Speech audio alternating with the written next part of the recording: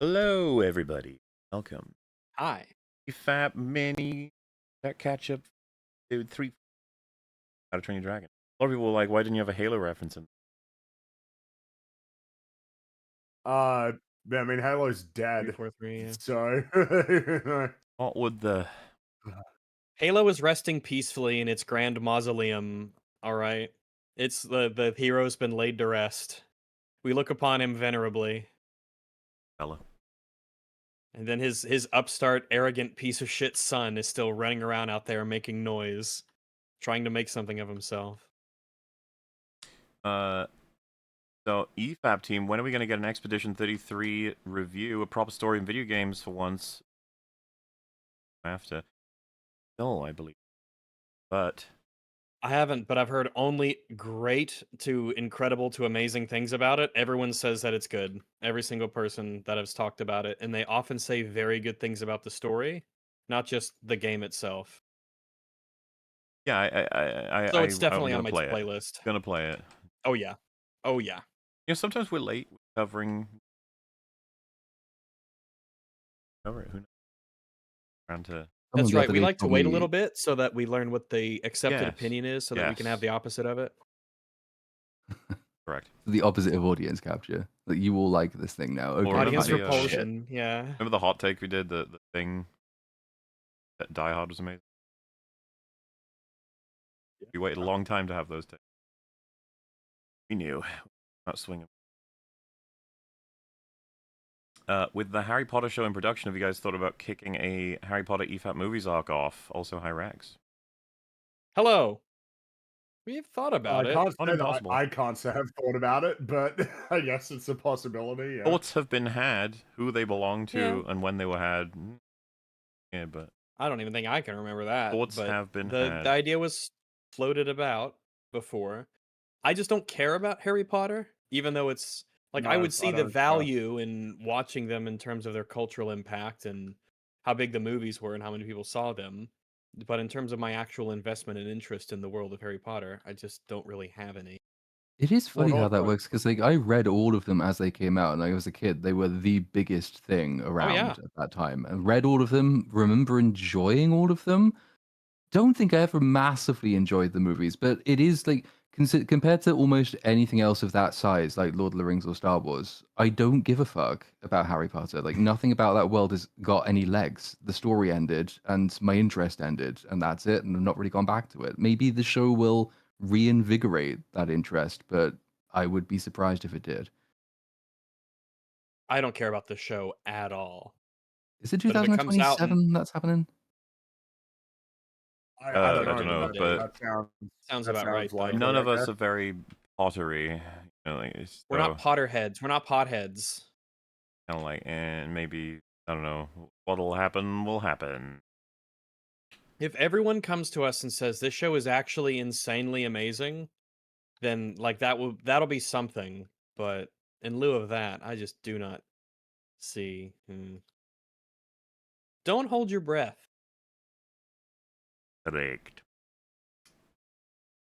Lilo and Stitch, The Wild Robot, How to Train Your Dragon 1 and 2. It's about the outsider finding community and the community accepting the outsider. How to Train Your Dragon 3. Off my ass off. No, we ditched 2 as well. That's Sorry, out yeah, as we well. don't like put 2. that in. How to Train Your Don't like Dragon 2. 2. It's just 2 and 3, just no good. They're not good. One's great. That's Yes, is one great. is very good. One's 2 excellent. and 3 suck. 2 and 3 definitely a fan fiction vibe, which is fun. It's like, but I mean, the guy made the first one. It's like, yeah, him and Chris Sanders though, and Chris Sanders went on to make The Wild Robot. Maybe that's because I just saw this one's a bit ahead, but it's still suitable now. What are you guys' thoughts on how the movie's progressed? I have major gripes with 2, and I hate 3. Yeah, The more really the more I think about bad. 3, the more I hate it. 2, I couldn't get with it from the get go. 2 is I think like if you were to hone in on the 2 specific, the big problem for each of the movies, the big problem for 2 is that Hiccup's mum is like pretty awful and it just goes unrecognized. She was in a position mind control. no, Yeah. like putting to one side that she abandoned her family for no reason. There was absolutely no reason that she couldn't return. She also has an incentive to return to make sure that more dragons aren't killed. Like, she just allowed the war to continue, which means that more Vikings died, more dragons died, and of course Hiccup grown up without a mother, and Stoic missing his wife, presumed dead, when she was actually very much alive. Best part of that It's movie is really bad, and him. yeah, he's the best part. I mean, he's the best character, I'd say, overall. I Right. think he gets out of it Yep. basically unscathed despite those problems. And his scenes in the flashback scenes in 3 are pretty good. And then the big problem with 3 is at the ending, the message of the ending is antithetical to the point of the first movie. Yep. The whole point is that humans and dragons can work together. They can integrate. Yeah, They you can cooperate form and make a a better peaceful and civilization. positive society. Is what we were talking about. That, you know, it could be said that a binding element of Chris Sanders movies, you know, when you got Lilo and Stitch, How to Train Your Dragon, and The Wild Robot, is kind of what the last message said, right? It's the idea that found family or found community, the idea that their differences actually make them better, and that seemingly things that don't belong can find belonging. And, you know, Stitch being a crazy alien actually finds a family. The super intimidating, scary dragon is actually pretty lovable and is going to save the community from destruction. And the robot that is basically the antithesis of nature actually belongs and is a part of nature and basically saves that community through her unique attributes. It's to then have How to Train Your Dragon 3 be like, no, actually the lesson is that the dragons shouldn't live with people because people suck. They're not good enough for the dragons. So instead of trying to work to integrate, they should just disappear until humans get better, and then they can come back. What kind of message is that? That's bizarre, and it happens so quickly and suddenly in the movie. Yep. You're like, "What?" And This like, particularly, again, if you what? think about the point of stories being useful in the real world, this is not useful in the real world. In the real This is world, anti-useful. it's, the animals can't just like Well, that disappear while we sort our shit out, right? Like, we have to, like, the animals exist now, and what's we'll put a happening now pause in on the world we'll that they live pause in now. nature. Yeah, that's We'll right. pause nature Well, until we work on and it. then world peace, and then the animals can become part of the world again. It's just a stupid, it's a dumb ending, and it's totally contrary to the whole point of the original film. Not to mention the whole, like, Vikings at their best is to kill a dragon. That's what the whole culture is, and then pick up the absolute not Viking, shows them a better way to Viking. To integrate, That's right. He is a synergize. Viking. Yeah, and then the last film's like, ah. You're like, okay. No. And then you've just got on top of that like that just Toothless becomes increasingly cringe as the films go on. Yeah, In the they sense juice him that up they so much. making him the king of the dragons and everything is pretty lame. But then there's also just the fact that they make him more and more dog-like. And I like dogs. Don't get me wrong, I really like dogs. But Toothless isn't meant to just be a dog. Like, that's not the point. I mean, it's like how Stitch isn't meant to just be a dog. The rough attributes, the kind of scarier attributes, are an important part of making him who he is.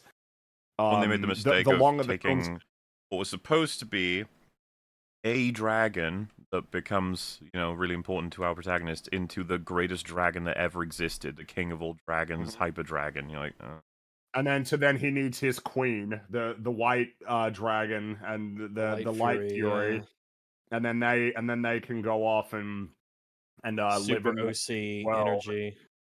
Yeah, that's the thing. And so when you take all of that together, it's like, yeah, you got How to Train Your Dragon 1, and that's it, basically. I'm not really interested in even entertaining that the other ones exist. That's becoming increasingly easy for me to do with a variety of different stories with each passing year. Just like, oh, that's not canon. That didn't happen. It's just yeah, those movies are no good. Which I find, yeah.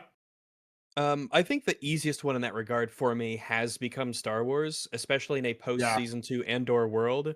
They are so distinctly higher in terms of their quality, production care, and that it's so easy to just say, "Oh no, Andor is I absolutely that's canon in my head," but all the other shit is obviously not. It doesn't even occur to me that they are in the same thing.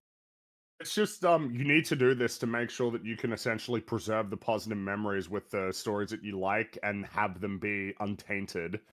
Because if you don't do that, then it's going to become you just have less and less stuff that you can look back on because everything is getting fuck. Call of Duty Black Ops 2 is getting like a legacy sequel. Like, you know what I mean? It's like at that point, it's like, yeah, everything is on the table in terms of, stories getting new stories that can come along and in all likelihood just make everything worse. Dark Knight Trilogy EFAP, spill your beans. Hehehe. 4 out of 10 for the Dark Knight. Hehehe. Well, Dark Knight. Very, very edgy. Wow. It would, yeah. I think it's It would do it's such settled a how thing. good that one A is. nutball Wow. thing to do. Yep. Oh yeah, who do that? Confession. Taking me 6 months to realize Little Platoon is officially a host. I love Little Platoon. Hi, Fringy. Oh, hello. Better Joined late than us. never. Old Brave New World. That's right. What a terrific which- film that was. Well, it just felt poetic because I joined on Falcon and Winter Soldier. We really love Falcon. Captain Falcon's our favorite. Falcon's Yeah. great. Falcon Yeah, Punch he's the Galactus. leader of the Avengers, don't you know? Doing the Thunderbolts. Great idea. Hi, Rags. Yeah. Hello. I regret we're here again, but I adore your behind-the-scenes looks into animated films. Snow White and Lilo and Stitch have been my favorite EFAPs as of recent. I wish you'd more good film EFAPs. Oh Balance of boy, is that what you want? Well, hey, who knows what we've got in store? We also like talking about things that we I like. do have a little bit of resentment toward the notion when it's something like 28 years later, where all of us wanted it to be good, but it wasn't. Yeah. Like, what are we supposed to I wasn't do? going into that with low expectations, that's for sure. So, no. But hey, with How to Train Your Dragon, we talked more about the original. Yep. Hollywood, Disney these days are reminding me of Homecoming. Please, this is all I have. I'm nothing without these IPs. Nothing without these IPs.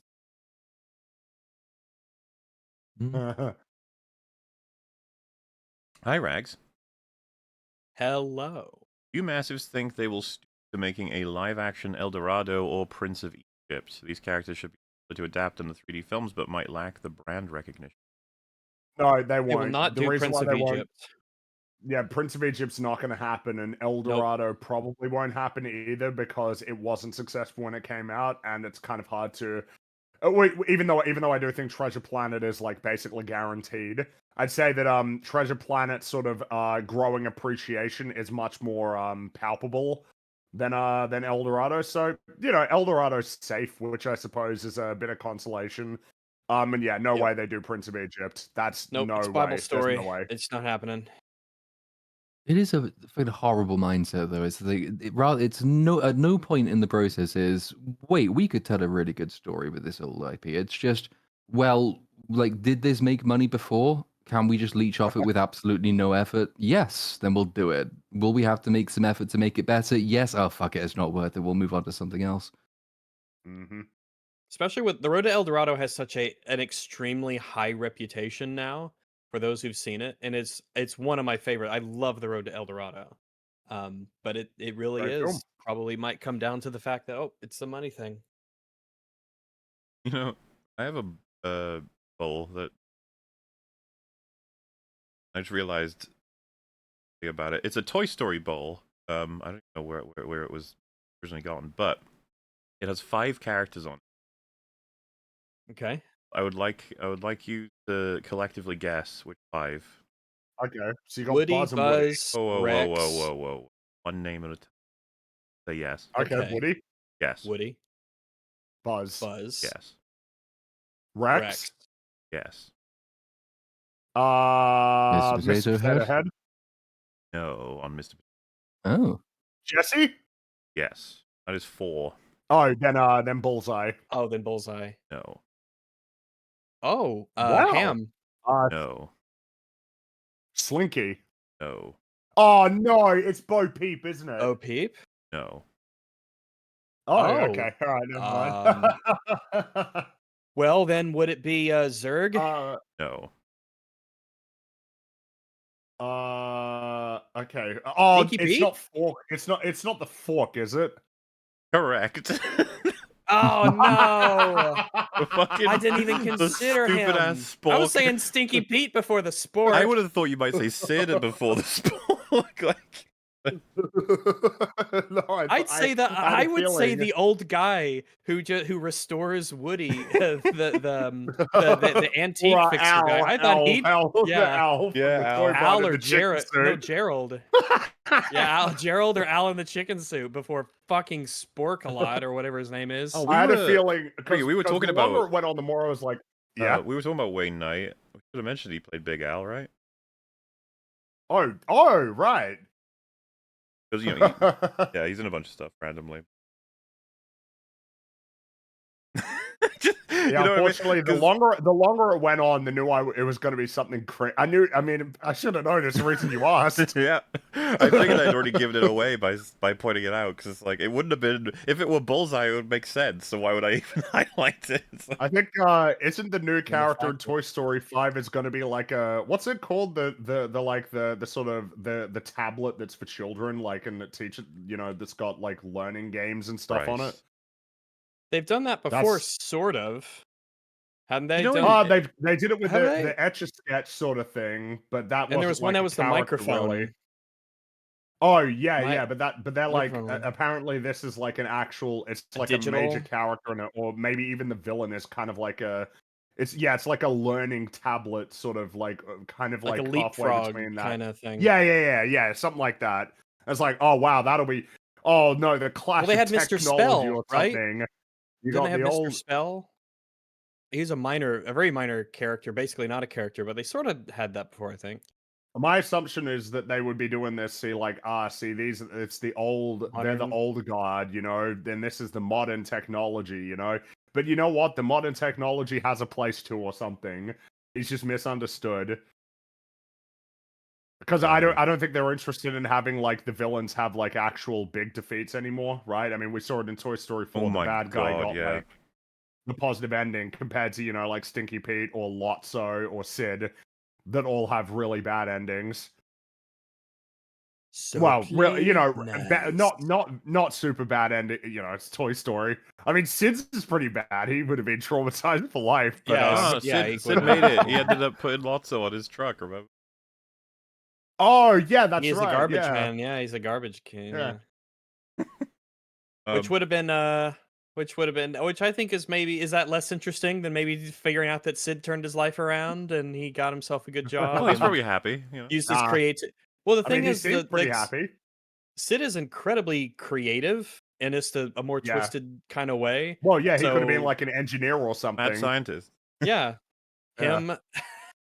Yeah, he Well, could've- of course, he didn't know that they were alive. So, like, well, you yeah, know. it's not his fault. Yeah. But the thing about it that just struck me so hard is like the cowboy doll, the dinosaur, the astronaut. What the fuck is that? It's such a, like, you know, it's. And then I was thinking, is it Well, supposed to it's- just be like, well, what about retarded children who make a favorite toy out of a pile of shit? And it's just like, well, I guess we gotta try and encourage that's The okay and problem fun is, too. though, like, it's just you don't want to draw any focus at all to the nature of how the toys are alive. You don't want to do that. It's better. It's just like, yep, they're the toys and they're alive, compared to like actually seeing a toy being created. It's just a horrible idea.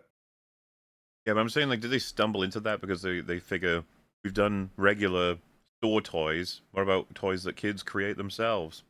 I'm sure that there was an idea there, and that they thought it was a really good idea. But it's like I said, see don't. it. Which should have been anticipated. get That it would be the like, but idea. that actually brings up questions of lore, and we don't want to do that with fucking Toy Story. No, you don't want to make people think about the actual mechanics of Toy Story and why the toys are alive, because it is like the only thing that could be described as potentially being a problem with those stories, is the nature of their interactions with the world. Yeah, you almost want to be like, it makes sense. We're just not going into it.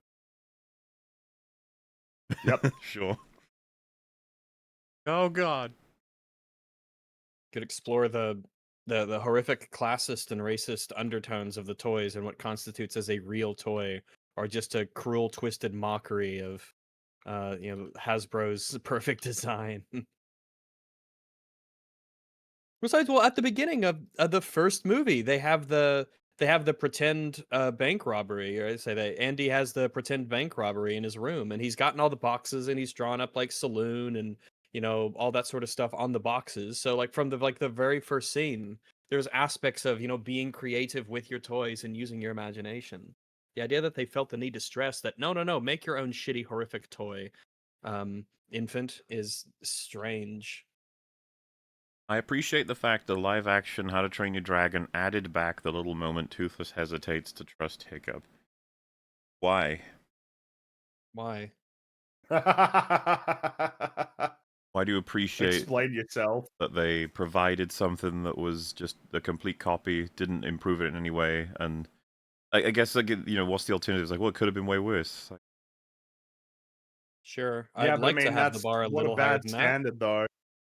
Yeah, it could have been Lilo and Stitch. It's like, oh, one of the worst like remakes ever. Yeah. I don't know, it's just I'd like say it's the worst. someone comes over to your house, you have a fun time, and you're like, I really appreciate they didn't shoot me. Yeah, yes. Why is that on the table as like a... That's something an abuse victim says. It's like, wow, I'm glad I wasn't beaten. I suppose the audience is... Yeah, emotional abuse, Jaws- psychological trauma. Jaws the movie is decently close to the book. It cuts out a lot of stuff like the mayor owning the mob money and that being a motivation to keep the beaches open. Ellen possibly has an affair with Hooper, etc. I mean, different levels of You it. can do stuff that's different. Yeah, you can Yeah, add I and mean, take away sometimes- things as you adapt it to a different medium. It's you have to, essentially. You ain't putting everything in that book in the movie. It ain't happening.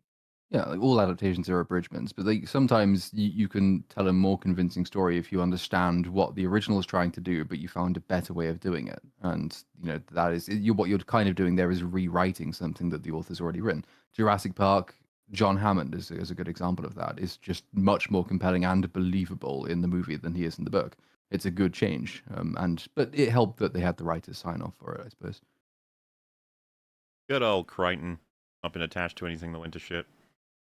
It's Crichton. I've seen the book. Okay. That's so a good book, by the way, people. It is a good book. Jurassic Park.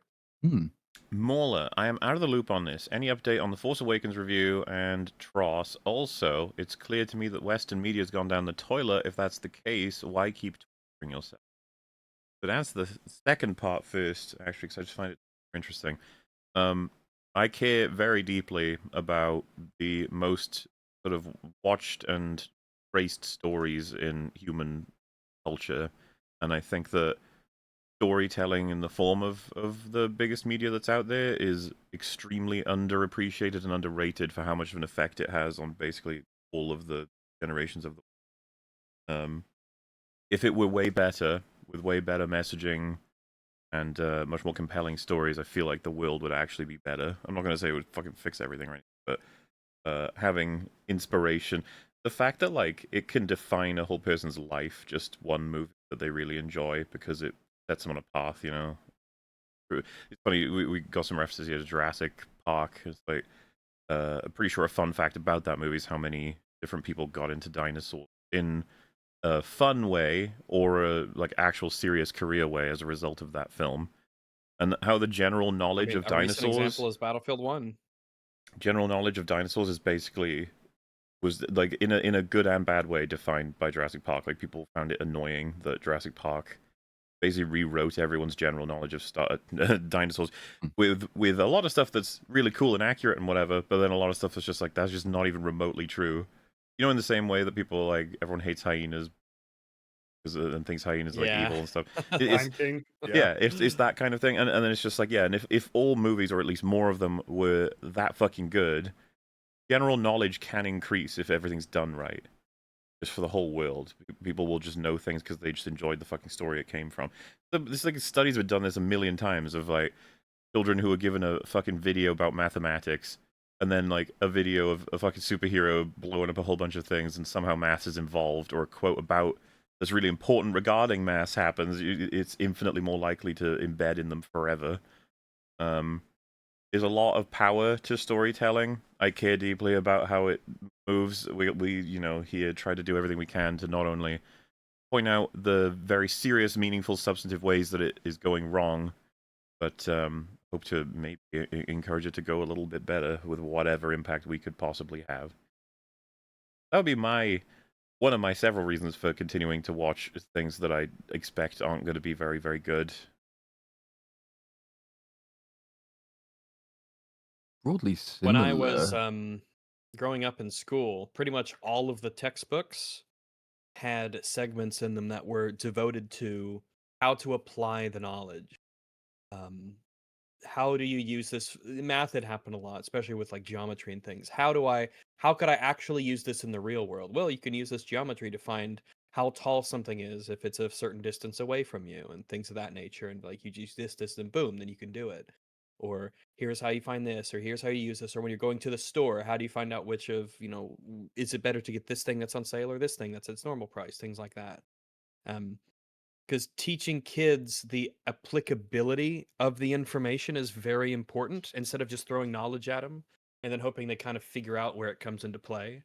Establishing very early on that this stuff you're being taught will be useful to you. Stories, they do give a very, like, it's not just like cool in a sort of superficial way to be like, oh yeah, this thing I knew in a movie and I can use it in the real world, but it's just, it gets people more interested in them. If a story that's really cool, a superhero story, whatever it is, does have knowledge that they can actually like hold on to, it gives them a reason to really pay attention to everything. It's a way to teach kids, good way, not just moral lessons, but educationally as well. It's probably one of the best ways of teaching kids important things. I mean, I I'd think I say would so, say yeah. probably most people listening to this will remember more details about a movie they like than they will about any given class they took in school, even if they cover roughly the same subject Yeah. area. One of these things means more to you than the other one does. It's why all the excuses about it's okay for it to be bad, it's just a kids' movie, what did you expect, is so frustrating because they are the It movies is. that have to be the best, god damn it. But then there's the other thing as well, which is that we all kind of like the idea that by breaking down media, by understanding what works and doesn't work, you can improve your own storytelling. And if you listen to podcasts like this, you can learn from those and apply those lessons yourself. Negativity bias is kind of a thing. Negativity bias has always been a thing because we naturally learn more from what doesn't work than what does. It's very important to our survival that we do. And I don't really trust that any reviewer who goes around watching a modern piece of entertainment and says whatever it happens to be, oh, this was so good, this was so good, this was so good, this was so good, and it's like the Acolyte and it's fucking Obi-Wan and it's Ahsoka and it's all the crap that comes out. I do not trust that those people are able to write anything themselves because self-evidently they can't identify the glaring problems in the media that they do consume. If you want to be a good writer, it's probably better that you spend more time thinking about what doesn't work than what does work, at least in the early stages, because once you've done that, you don't make those mistakes again yourself. Just like if you as a kid, hold your finger over a candle and it burns, you never do that again, and you become a slightly more mature human being from doing that. You There's see a something to lot be of people said talk that about yep. go ahead. There's something to be said for what I think a lot of people, you know how like maybe like 10, 15 years ago, there was much more of an emphasis on the idea of things being cliche or tropes and whatnot. Sort of storytelling formulas, and it feels like part of the reason, maybe the reason why that shifted is because of the decline in standards, right? That you can look at something like, for instance, the first Transformers, it's like, man, this is kind of a boring movie in terms of its narrative ambitions. But it's like, well, why is that? If you talk about, maybe a better example would be like the Formula One movie. It's like there's a very like conventional movie, That's what I've but it's heard. because I think a lot of people have the understanding of like what a normal story is, right? The hero's journey, the 3-act structure, and all that. Like people have a general understanding of like essentially a baseline decent to good story. Like the broad objectives that you need to achieve, but there's something to be said for paying more attention to the individual smaller choices that can occur in a story that you might deem inconsequential that actually end up being really significant. Like everybody has a general idea of what stories are supposed to be and what they're supposed to do. Obviously a lot of the greatest creators can do some really interesting and surprising and exciting and unique things with their stories by sort of testing the boundaries and seeing how they can mess with conventions or tropes or try and reinterpret them, twist them around, and make them into something more interesting. But given that everybody probably has a general understanding of what makes stories work, it feels like there is something to be said for making sure that you understand how they can go wrong. Particularly when it seems like a lot of people can't really do that. Though there is something to be said that there are plenty of people who aren't super awesome at uh uh like praising stuff as well. It does seem to Knowing be the why you harder like the part of things the you job. like is very important. Yeah, no, people very much struggle to. It's like everyone knows where something not making sense when you can point out, and people happily accept that as being criticism, which I agree a lot of the time.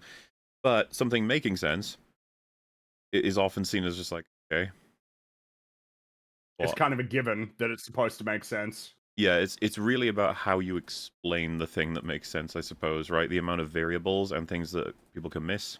That's where people get more impressed with praise. Be like, oh shit, yeah, that is there, and I didn't even see that, and that's a good thing that that's there, and that's work that they did. Cool. But if it is like man goes into shop, and then the next scene is in the shop, It is such a happened. fundamental aspect of our reality that you don't even think about it. But the moment it's gone, Well, yeah, it's like if they everything falls man apart. walks into It's shop, and like the next scene he's in the sewer, you'd be like, wait, I think you with stuff something. like the 180-degree rule, right? You will notice it when it's not there. Oh A yeah, lot of this is a given, I but saw it it is broken in stuff that has to actually be given thought. Why'd you see it broken I in? was I'll say my parents and whatnot, they like to watch those Hallmark movies. And I noticed that they broke the 180-degree as I was over once and I was just casually watching it and they broke that rule in the scene.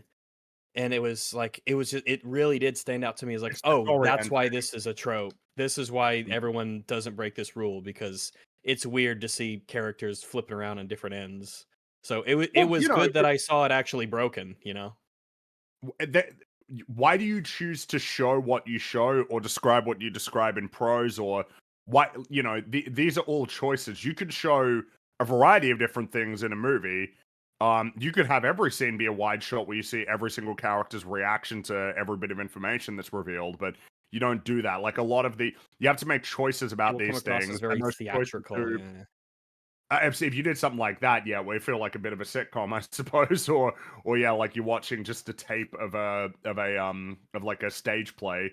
The point being, though, is that there's a lot of choices that just need to, there's a degree to which you can get into like, well, how do you take something from just simply functional to great?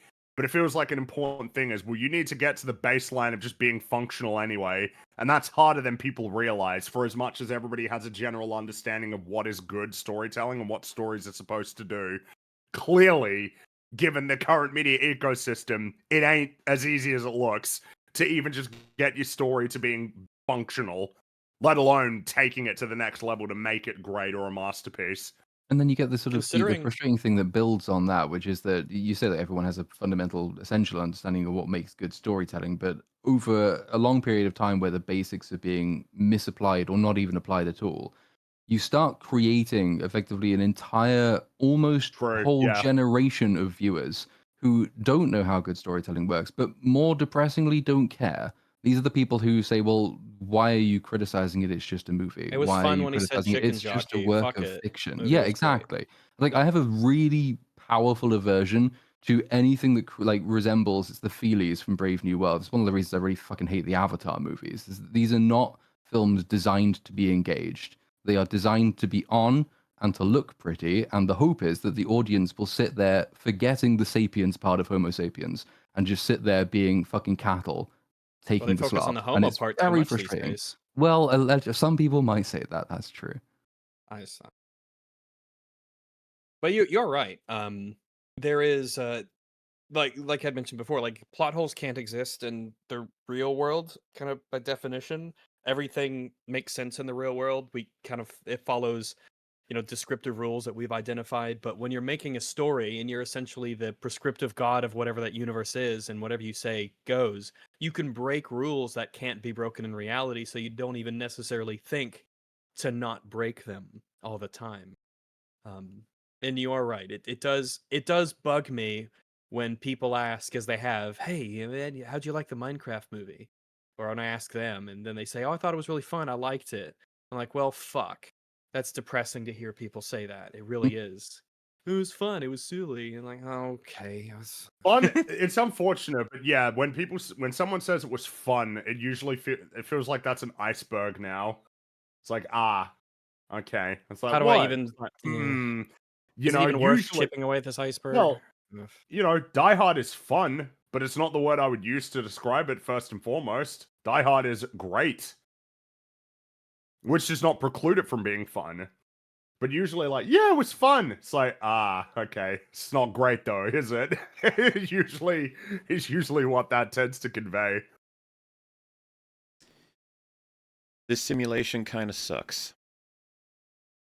I was listening to a podcast where they were gushing about nostalgia, living life in the 90s, games in the 90s and stuff. And then one of the people on the panel made the point that in the Matrix, the perpetually stuck in era that all of the people are in, the simulation they put in for the humans, is the 90s. And I heard height of that. human civilization. Well, I just thought it was amusing because, like, first of all, the reason that happened is because that was modern when they made the film, as in, Yeah. That was contemporary. But if ignoring that, let's say it was that way, even though it was made in 2020, 2030 or something.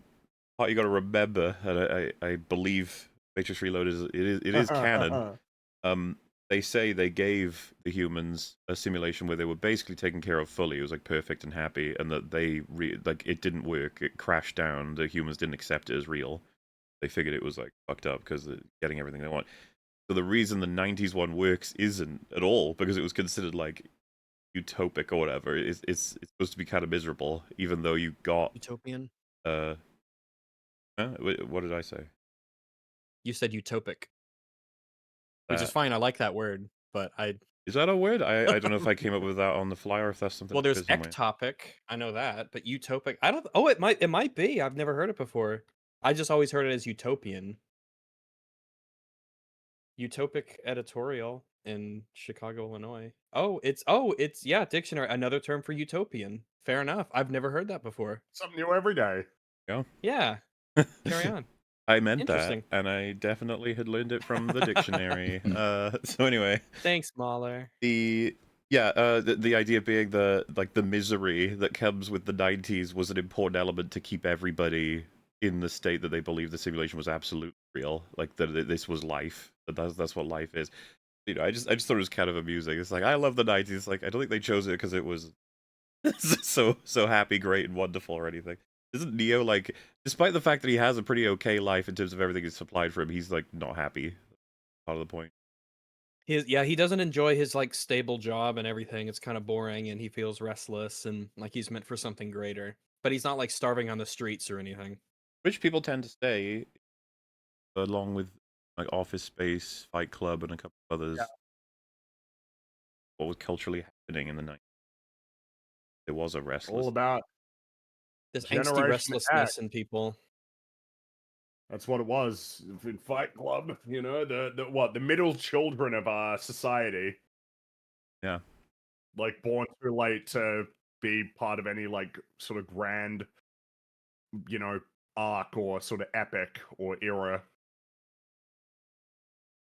But Gen X does feel like the generation that you don't think about much.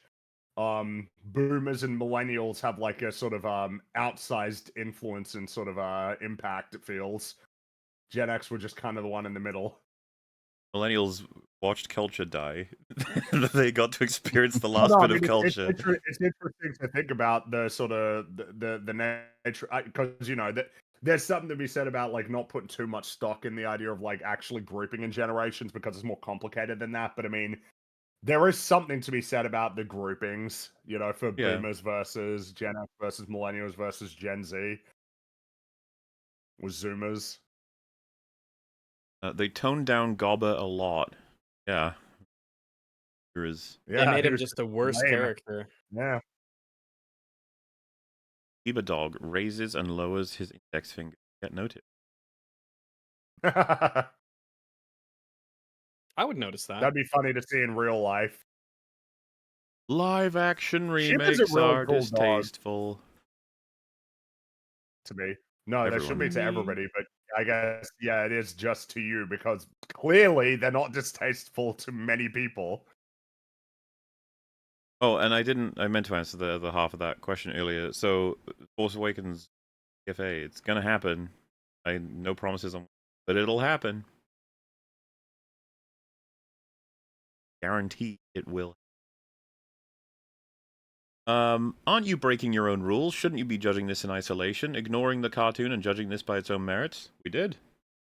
So we did, yeah. So to be clear, you can have the conversation about the comparisons without like breaching the idea of judging it for what it is. The point of the comparisons is to facilitate different kinds of conversations about why these choices were made, why one works better than the other. But like the How to Train Your Dragon, the live action remake, isn't being deemed as like bad because it is worse than the original film. In a cultural sense, maybe. But I mean, I think we even conceded it's like, yeah, if you take it on its own, you do have a story that is at its core an adaptation of a really strong story, that there is like a core foundation there. It's just that it's generally worse, and that is made much more clear by examining the Well, original film in connection to I think this people one. are confused. The episode was a detailed breakdown of How to Train Your Dragon Of the original 2010. film. That's right. It had references to the live-action remake wherever they changed shit and made it worse. Yes. We Because did the inverse for Lilo that's and not, Stitch. I think, in the context of exactly what is happening here. When you photocopy someone else's artwork, you shouldn't be coming out with the most goofy nonsense changes on random parts of it. That's actually kind of a bad score if the scale were in any way coherent. Unfortunately, when people photocopy, they take a fucking sledgehammer to the printer as it's going. So that's like the normal. We'll get very defensive, I guess, of How to Train Your Dragon. It's like, no, this is how it should be. It's like, no. But I guess it makes sense that you'd say that in our world. So I guess that's why people are. Yeah. How to Train Your Dragon 2010, excellent film. How to Train Your Dragon 2025, if nothing else existed around it, yeah, sure, I guess it's good. That was pretty much our But everything conclusion. good that it is owed to something else. Yeah, so why would that get the points, basically, is what's Well, being and that's said. why our focus of praise in the episode was much more on the 2010 one, because that's where we think. And of course, the point that could be made is that, I guess, you know, with something like Jurassic Park, right? It's like, well, I mean, how much praise does that film deserve? It's like, well, I mean, plenty of it is owed to the book, but it is a film adaptation, which means that there's a whole bunch of different choices that had to be made for it, things that make it unique in terms of the filmmaking, the prop, the visual effects, the performance, all of those sorts of things can then work in its favor. We're talking about an adaptation from film to film, so like already that reduces the scope of what you're going to be able to achieve. That's like massively different, like fundamentally in terms of the way that the story is presented. Never mind the specific creative choices that are made. I mean, we see what it is. It is a film that broadly looks worse, sounds worse, and has worse performances and a generally worse script. So, But it does work both ways, right? Like, if hypothetically it was trying to tell the same story and it made a few changes which actually told the same story but did it better, we'd have probably complimented it for doing that in the way that I think John Hammond was mentioned earlier. John Hammond in the movie is a change from the book and I think does a better job at conveying the point the film is trying to make about why Jurassic Park fails in the movie. It's a change to the same story, which does the story better, and it's worthy of praise for that reason. It's just unfortunate that so many modern remakes, in fact, almost all modern remakes, always make changes for the worse. So if I'm trying to think of a recent movie remake which made a change that was better, I can't think of one. We'd have to start getting into like some video games because like RE4 and Dead Space, the remakes, they change things in a good way. There's some changes that were made in positive. Yeah. So yeah, our conclusion, I think, right, was that had to pick, it's going to be the original RE4, but if we had to pick, it probably would be the remake of Dead Space. Probably would be the new Dead Space. yeah. Yeah. The remake of Dead I think it's Space a, or it's the a original general improvement. RE4? Surely that's evidence of, like, certainly Oh, me, well, Fringy, yeah, and 'cause Rags adore Dead Space, and yet we were conceding that the remake is probably better. well, I yeah, I mean, you could tell that the people who made the remake adored the game as gave a well. shit. Yeah. They clearly cared. To sort of, I guess, drive home the point, our standard on the adaptation thing is that change does not equal bad automatically. The changes need to be bad for it to be bad. That's the standard. So there is no breach of that standard with the analysis of How to Train Your Dragon. Every single change that we wanted to talk Well, I about, mean, a we lot of argued about, we substantiated. take for example how Gobber is played.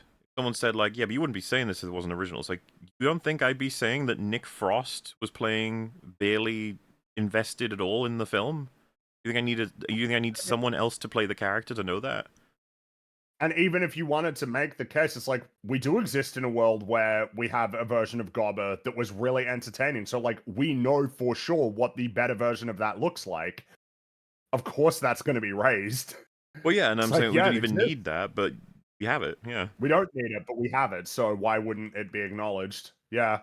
I feel like our adaptation standard's really simple. Like, It is I don't really know It's why really it would simple be and it's confusing. airtight. People get Yes, very it angry is over it airtight. when, Hasn't been proven wrong as yet. far as I'm concerned, people You are just can't mad prove it because of wrong. how much it, like, it causes problems to try and move around it for everyone else. It's very simplistic for us. We've had this conversation since EFAP started. It's never been put to bed because Yeah. We have only refined our process as the years have truth gone is, on. the standard that the vast majority, and I'm saying like 99.9% of people will use, is it depends on how familiar they are with what's being adapted. That's it. Certainly the observation that we've been making. Which isn't a great standard at all. I don't think anybody would agree with that. It's not really fair, is it? Memory's not a great standard, especially knowing what we know Exposure, about isn't how it? Like, humans are you know, able to memorize things. if I read The Haunting of Hill House and we all watched it and I hated the show, but you guys all loved it because you hadn't read the book, it's like, so who's right? And it's like, well, if all my arguments were that they changed things and I didn't like them changing it, I'm gonna need more than that. Mm-hmm. But you have to say, how is it worse? But you can barely even make that connection because they're just not even the same. I've heard people make the argument with The Shining. They are out there. They do exist. More power to them. I think it's an interesting conversation to be had. You're dealing with something pretty Had it difficult before, to. we'll have it again. Yeah. I mean, this is we might be entering into the, dare I say, the like the evil renaissance of remakes. But you know what feels weird is that this standard that everyone else seems to use never gets applied to, like, there's so many crazy exceptions. Think of Starship Troopers. Like, that should be a definitively awful film as an adaptation of the book. However, The context of there's of a the few intentions behind complications. the adaptation. Well, first of all, Tier 1 assessment of Starship Troopers, it is a fucking entertaining action film. Like, that's just the case. Everyone really enjoys the way it's delivered. And then it's like, when you start to dig into it and what it means, the book is not the movie, not even close. The director intended to have something that didn't really make it into the film, depending on who you talk to. You get what I'm getting at. Starship Troopers is a fascinating example because it's just all over the fucking place. It's kind of like Doctor Sleep, where what the hell is the standard for that? What are you supposed to... Meanwhile, we're just like, yeah, you can judge it on its own, and then you can see where it got its ideas from and how they developed and whether or not that was a good decision. Is there a Michael Crichton book that got adapted into Jurassic Rebirth? No, I think Probably it's now He one of the Michael Crichton wrote it as a joke. it's now one that Someone dug based around on his garbage. characters by Michael Crichton. That's how And it far will it's use some gotten. scenes that didn't make it into Jurassic Park movie. So, like, I think the trailer has the raft sequence, which is in the book, but didn't make it into Jurassic Park. So they're using it for that. And like, there's stuff all the way through the Jurassic World movies, which are like, you can find them present in the book, like Doctor Who trying to create more sexy dinosaurs. Like, that stuff's all there in the book. It's just that, yeah, sexy dinosaurs are good. Bigger tits would make the raptor better. I find Henry Wu very amusing. Just the way that he slithers through all of the films without ever getting like any substantive material to work with as an actor, even. I'm here. Well, he just becomes cartoonish, and to be fair, like he is a little bit cartoonish in the book as well. Like all that stuff was probably cut from the original movie for a reason, and now they're just going through it and stealing scenes because hey, we can say that Crichton wrote that bit, so you know it's that's very much the spirit of Jurassic Park, even though it fucking isn't. But there we are. I love that about the old DreamWorks intros. They incorporated the logo into them. That was just a lot more common at one point in time. It makes me think about It was. Warner Brothers Both did a of these whole bunch remakes, of I mean, operations. Didn't Harry Potter, every single movie had like a different effect on the studio and I think stuff. so. That I sounds mean, right. yeah, it was the idea of Sounds having it be right. kind of like presented in the context of that world, or you know, at least stylistically consistent. Which They of got course is darker and fine. grungier, didn't they, over time, to tell you that the movie was going to be darker and more mature each time? That's kind of, I can kind of appreciate that. But I mean, yeah, now I think you have to wonder if it's just like they don't want to do it because it may, in some way, shape, or form, detract from the clarity of understanding exactly which company made this and owns this. I Which is can't, wild but considering it the still words are says just DreamWorks on on the. it. It's just I know it. Yeah, Wait, is I this know. some kind of different DreamWorks I don't know about? But I mean, of course, the stole them? overarching thing is that they become a lot more indulgent. It's complicated. Like the Warner Brothers one, I don't like the new one with the CG like of the lot. Like the one that it's so fucking good.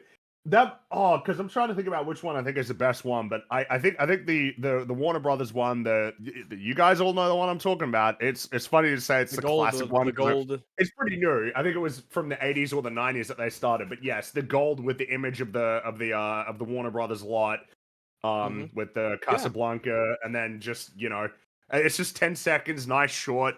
Compared to now the Disney one where it's like, yep, we're going through here. Oh, up the waterfall. Look, there's the castle. Look at that Look, fucking it's Pride castle. Rock. It's Go Pride to Rock. Disneyland, please. Go to Disneyland. Spend a lot Please, of money. God, at come to Disneyland. Disneyland, please. We And really it's need even you guys to come to Disneyland. the Universal one is also the Disney one is the worst one, I think, of the major studios, because the Columbia one's still pretty straightforward. The Universal one is more indulgent, but like it's still I think basically the same Paramount thing. Isn't Paramount still the Paramount mountain? Yeah, theirs is the mountain with the stars, and sometimes they go real quick. Theirs is pretty short and doesn't have like an epic fanfare. Disney's is the only one that feels like, what the fuck are But you doing? you got the TriStar Pegasus. Are they still around, or have they? I think that's still, yeah. It's just that's like, because Columbia is obviously, that's like the main. I guess theirs is longer now because they put the Sony thing in it as well. It's like, ooh, Sony, zoom into Sony. There she is, Lady. Well, she's not Lady Liberty, she's Columbia, but like, yeah, look at her. It's like those ones, and of course, now 20th Century Studios one annoys me because I fucking hate that name. What is a 20th Century Studios? Like, what is that? And someone would be like, well, what's a 20th Century Fox? It's like, whatever that is, it makes more sense to me than 20th Century Studios. It is Fox from the 20th century compared to what? Studios from the 20th century? What is that? Fucking, I don't like it. The future is now, old man. Well, it's just Fox. That's a good name, Fox. It's a strong Fox, name. yeah. You know? I mean, all of them have, Yeah. compared to 20th Century Studios, it's like, okay, what do you call that? It's like, you call it 20th Century Studios instead of just being able to Sounds too call it Fox. descriptive, like clinical. Yeah. Yes, Like that's the main thing. It's no soul. There's no soul in that name. It is because there's no soul in it. It's fucking dead. It's just something that gets puppeteered around for like, oh, we got Alien. You like Alien? Yeah, 20th Century Studios, Alien.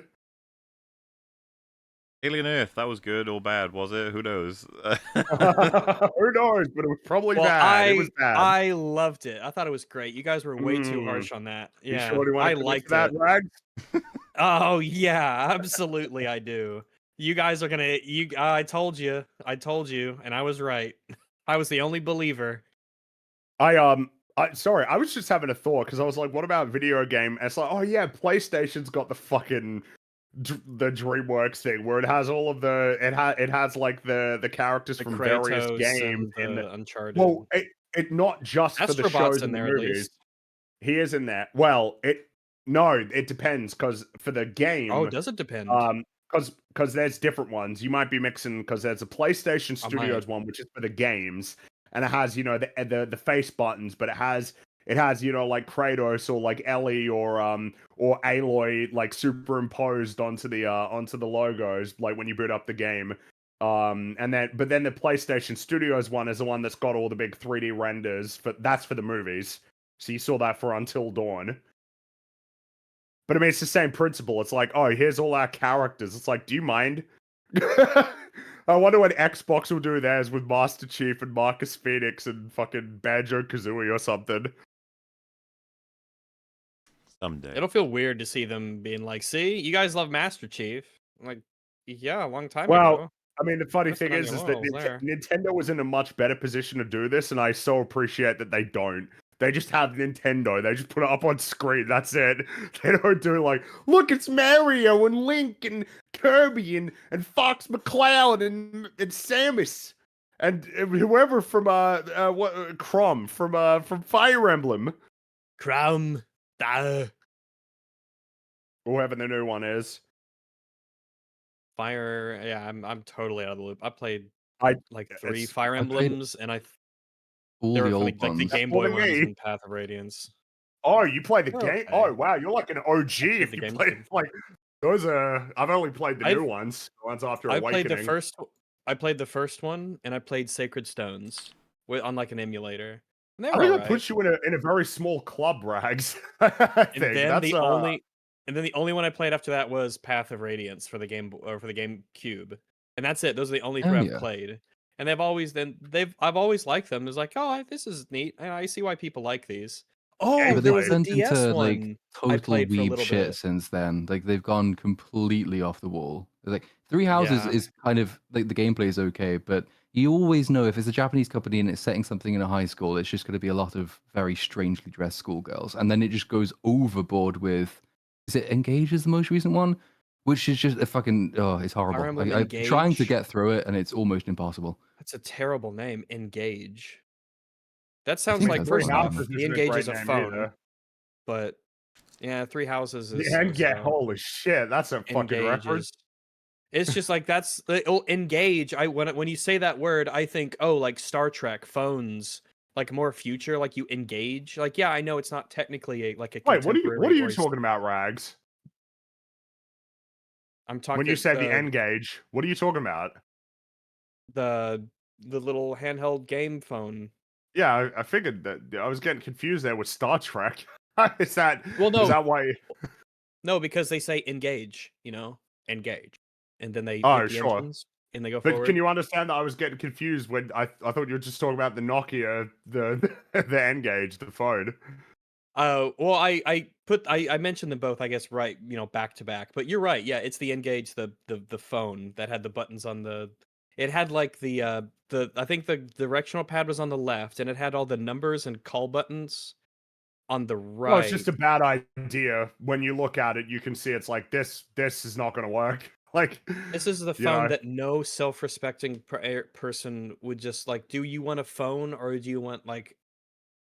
Just well, it's just like you don't want to blend those. It's the early 2000s. I guess I can understand it, but like they're fundamentally, they have two experimenting. different Yeah. they have two different functions. When you want to play video games, there's specific needs that need to be accommodated that aren't going to be accommodated on a device like that. And maybe back then, like, it was a different time in terms of the technology and what was up and coming and what you could do with gaming and how you could mix and match. Gadgets were becoming a thing really at that time. Phones were starting to get bigger and more advanced and Well, it's the era of the more iPod as common. well. Yeah, and like there'd be a lot of experimentation. What can we mix and match? What can we do? What Man, gadgets and Zune. gizmos can we get? Oh, Zune. The That Zune, worked out yeah, the well. Microsoft Zune. I had a friend who had a Zune, and he was the only one. He was the only one. Well, it's just it is I funny, still right? When remember you're that him. when you're the guy who Taylor. has the lame one, and you might have thought this was the one that was gonna kick off. This was gonna be Listen. the future. He always he did not appreciate disparagement of the Zune, and he always tried to act like it was actually the really cool superior one. Well, it's like when you had a Um, PlayStation 3 very early in that generation. It was just Just about to bring that obviously up. the inferior system. A friend who opted for the PS3 while my friends opted for the 360, and then I had to make the choice, and the 360 came up as a better prospect for obvious reasons, but also because it was way cheaper for me.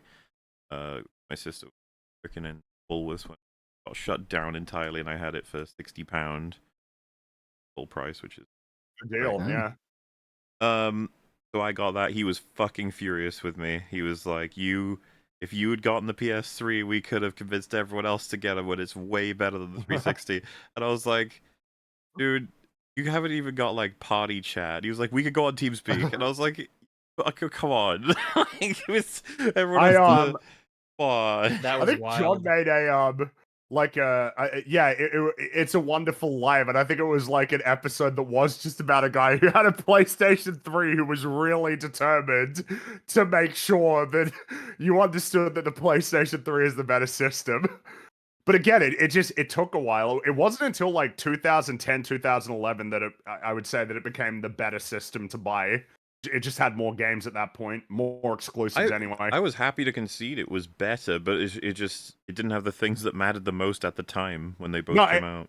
like in the early generation, it just was not a good prospect. You were spending a lot more money, and there just What, weren't that many games to $600, wasn't play. it? Yeah, it was $600 at launch, and they eventually got new versions. But again, the problem was that what games were you playing by 2008? Except like Metal Gear Solid 4, like Uncharted 1. That was like there just weren't many games compared to where you had Halo 3, Gears of Resistance War. trying to Well, like I have Resistance is really I have good. a- It's like Resistance is fun. It is fun, but you'd rather play fucking Halo 3 than Resistance, obviously. yeah. I will say I have a little bit of a very I don't really let him live it down, but my younger brother opted to purchase a Wii um near the tail end of 2007. Like, I remember it being extremely, because I think it was a September of 2007 when Halo 3 came out, and I remember it being extremely close to when he decided that he would get a console, and he chose to get a Wii. Which, by the way, the Wii is an amazing, wonderful system. All right, Hmm. but like, man, like, it was like Halo 3 Mania was like huge. And he was like, "No, I'm gonna get a Wii," and I was telling him like, "No, bro, please, dear God, get an Xbox 360." But fair enough, I got I a guess. Wii in 2007, which obviously at the time it's like Super Mario Galaxy, which was I mean The Wii had a obviously shit ton of good games, and the we Wii put a the lot. We Wii got the Wii was just a great choice if you wanted games. Like there were so many Nintendo games on that system, so many yep, great ones, a lot of good consistently, games on the reliably. Wii. And That's how I the year played after was the Super Force Smash Brothers. Unleashed was through Yeah, the so did Wii. I I on played the the Wii Wii. version of Force Yeah. Unleashed. Yeah, Played that on PS3 and P. That game got Yeah, back when around. you had PSP and Nintendo DS versions of Yep. games. I think fucking Call of Duty World at War was on Nintendo DS. it was. Well, it was on Wii. I could tell you that because I played it. Or Black. No, it was Black Ops. I played Black Black Ops Ops was on the on Wii, Wii. yeah. I did play Black Ops on the Wii. I didn't buy it, but I don't know if we got it cheap or we just, I don't know, maybe our That friends feels bought it. I funny, don't know. But just like Nintendo, like, where is the number station? Just feels like a total mismatch. in order Like, to oh yeah, no, I had so much fun with Super Smash Brothers. Now I'm gonna play Black Ops. the controls for a lot of these were really bad. So in Black Ops, I think I remember to melee, you would have to take the Wiimote. You'd take it and you'd like jab it forwards like you're stabbing someone, which of course will almost always throw off your aim to some degree because you're jabbing this very light thing forward towards the screen. And I remember in particular how much I hated that was the control for slashing with your knife was like stabbing towards the screen with the Wiimote. Just a bit silly. Terrible game. Terrible game on Wii. Would not recommend. Finally, a movie about my family. How are you guys? Pretty good. I'm doing pretty good. I'm doing pretty good. And for a busy week, but that's Mm. okay. You just do it for the love of the craft, you know? Every change they made was for the worst. The only good changes were a few jokes like adding Snotlout's dad or the thumbs up. I think I agree. The thumbs up and down one was okay. Um, I don't like Snotlout's dad. That seems bizarre and strange, and I don't understand it at all. Kind of I don't like pathetic. I don't like this idea that they were like the fact they decided to extra glaze Astrid and then like try and extra humiliate Snotlout seemed a little strange and unnecessary. I don't know what it added to it at all. Um, but the thumb up thumb down one was okay. That was an okay gag. My main gripe is the actor for Hiccup is so bad and people don't care. His line, "Thanks for nothing, useless True. reptile," a guy clapped in my... yeah, a lot of people saying he was really good. I was quite surprised with that. Oh, I thought he sucked. the most I'd be willing to say is that he was mediocre, and I think that's being a little bit generous. Like the reality is, both him and Astrid, yeah, not considering essentially the importance of their roles in the story, not very good. Not compared to the animated counterparts, that's for sure. It's just Hiccup has a very distinctive voice. This one is much more boring, sort of He's generic American man normal voice. voice, normal looking young guy, completely sort of nondescript. Looks like he'd fit in perfectly in Viking world, and also is just his acting ability. Maybe he was saving it up for something else he's working on, but I thought he did a bad job. I thought his deliveries were bad. I thought his expressions and thing were just not good. Which Definitely a again, weak part of the it's movie. been a reliably persistent problem with a lot of these live action remakes, which is like baffling. I mean, it's like Rachel Zegler was not a particularly good actress in Snow White. I don't know if she's better in other stuff, but like she wasn't very good in that. The one who played Ariel in The Little Mermaid, it's like, yeah, she's a good singer, but she's not a particularly good actress. Obviously in Lilo and Stitch, nobody was good in that at all. Except no, nobody was good in that. I was Except about Zach to be like, ah, no, no, Galifianakis. no. Galifianakis is pretty Oh good. yes, no, Yeah, obviously he he was poured really his good. soul He into was that really good. performance. Yeah, it's like a reliable problem. Meanwhile, the opposite is the case. The animated films have reliably strong performances out of a lot of people who aren't even like they're not voice actors. A lot of them are just regular, sort of regular live action actors that will be doing this as a voice. They're not like voice actors in the way that you would associate for a lot of the sort of quintessential voice actors that you'd be thinking of, right? Who that is what they do. That's their trade is playing characters in animated projects. And like they still do a good job. So I don't know what just bad direction maybe. Like I don't know. I don't know what the problem is. Maybe they just don't care.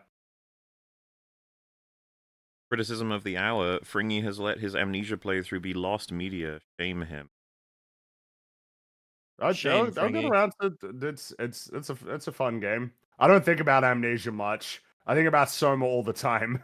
Yeah. I really do. Soma just comes in and Amnesia is out. I really like Amnesia a lot, but yeah, I don't It's think about fun. it much. I loved it at the time. It was a fun game to play, but Soma lingers. Well, and that's an interesting I don't thing think as it's fair to well. And Amnesia this being that Soma gets brought up every single time. It's just not no, appropriate. I agree, they're I different. understand. Yeah, It's just that meaningfully different. same studio, and obviously there's different intentions. But I guess the thing is that even with the different intentions and what they're trying to be, like Soma, the actual the big scary monster moments like stick out to me more than in Amnesia. Honestly, I will say. Okay, but I agree, but that is a I know it's ridiculously unusual. minority opinion. I know. I recognize that. But that is how I feel. I remember a lot of those sequences and the locations and kind of like what the monster looked like. Yeah, I don't know. That is just the case. It's interesting, but I I wonder mean, how much of that is just because I was so into the story. We'll say there's quite a haunting history to the Gatherers, like, in the Amnesia world of how they became what they are and everything. But Soma is just next level. I think the issue I'm having is like it feels the same. Just because the same people made it doesn't feel like it means it should just be directly compared when they really are achieving completely different things. And not only that, but Soma is possibly the best story in a video game, like for me anyway. So it just it's just like why just talk about what Amnesia does as opposed to what it didn't do that Soma did, which is almost unfair because Soma did stuff that almost no other game did. Sure. Yeah, no, I understand. So yeah, I would try not to tether them so much. well, it's you know, and they're saying like, so if you that playthrough lost, like gone Oh no, I'll get around to getting it up. because it wouldn't be on Twitch anymore, right? They ran out. No, not on Twitch. Twitch times out, but yeah, I'll get around to it. They should have changed the sheep to screaming goats. Those things are hilarious and never get old. Them. True, they are so funny. The more, the better. I say. It Absolutely. should have been the last. Yeah. Mm. Rags, hello there. Hi there. Any single-player game recommendations from you guys? I'd like to get into something new, other than Soma. Soma and Amnesia. I guess they're the two there, but single player games. So if you're talking about, because I think there's a meaningful distinction, at least between playing a single player game for a narrative experience, and then also the fact that there's a lot of single player games that don't really have a story, but they're just sort of single player. Things like Timberborn or 7 Days to Die, or something along those lines. So let me see, what ones have I kind of been playing lately? Cyberpunk. I would definitely recommend Cyberpunk 2077. It's got good gameplay, RPG aspects, really neat story, lots of cool characters, super awesome world building. Balattro's an easy recommendation for a super addictive, fun card game that I'd highly recommend. Highly recommend. I mean, we talked about it a while back. We bring it up fairly often. Dead Space remake and the Resident Evil 4 remake. Would highly recommend those. Those are single player games. Action, adventure, survival, horror, stealth, or not stealth, but survival horror kind of games. So I highly recommend that. Games I've been doing lately Obviously, that Gollum, are Lord of the very Rings, Gollum. single-player focused, but of a specific kind. I've not been having much time to play video games, so I've needed a particular version. And what I've been doing is I graduated from the hyper attention grabbing something like a Factorio versus the hyper not attention grabbing something like Adventure Capitalist. If anyone's played those two, and there are games that exist in I love between. them. Never played them. For example, one that's more clicker than it is management, like Factorio B Widget Inc., which has been extremely entertaining as a game that I can pop in and out of every once in a while. It's just fun.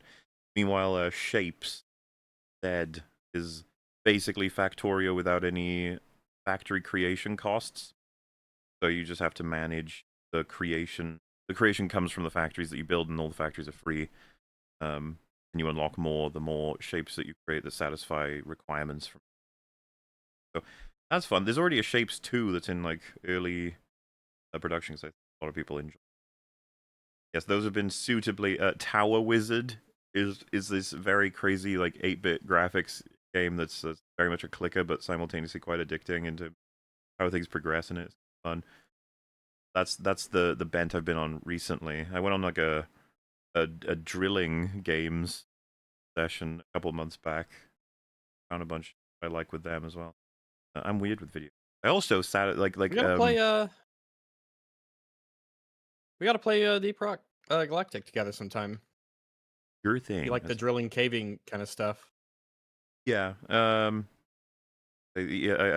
redeemed like all of my Humble Bundle shit, so I've got like a ridiculous amount of games to possibly play. And Shapes actually came out of that selection, so going through and seeing what. I also picked up Mass Effect Legendary Edition was ridiculous, like $2.99 on Steam. Oh my god! Talk about So, value. yeah, I was on Real BBC and Does someone that come super with chatted that I Andromeda should. or? I don't think so. I think it's just. I I mean, come on. mean, But I just like I didn't know. I was curious if that was part of the bundle. If they're so just you like fuck it, know, whatever. I'm moving around, getting to different things, and Tannery as Bring You Platoon. What single player games you guys playing? Oh, before I forget, RimWorld. Play RimWorld. It's about to get another expansion, and it looks insane. Play RimWorld. I love that game. I have no Oh, play time Mario for Kart any World. games at the moment, so I've been playing like in an hour roughly. I have a day, just roughly around the time I eat dinner. I've just been going back through the old, like the emulator versions on the Switch too. I'm playing Banjo Kazooie because I've not touched that since I was a Oh, kid. love that game. I've been playing Mario Kart World. That's got single player in it. How is Mario Kart World? I hear there's some controversy. I mean, I really like it, but there are some problems with it. I mean, mainly it's just that there is way too few options available for just playing conventional 3-lap courses.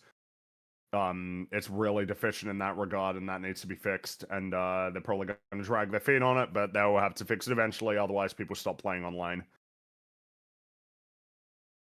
So the mode that they're trying to, I guess, really, really push in that game is if it's Is not 3 driving to laps, what is it?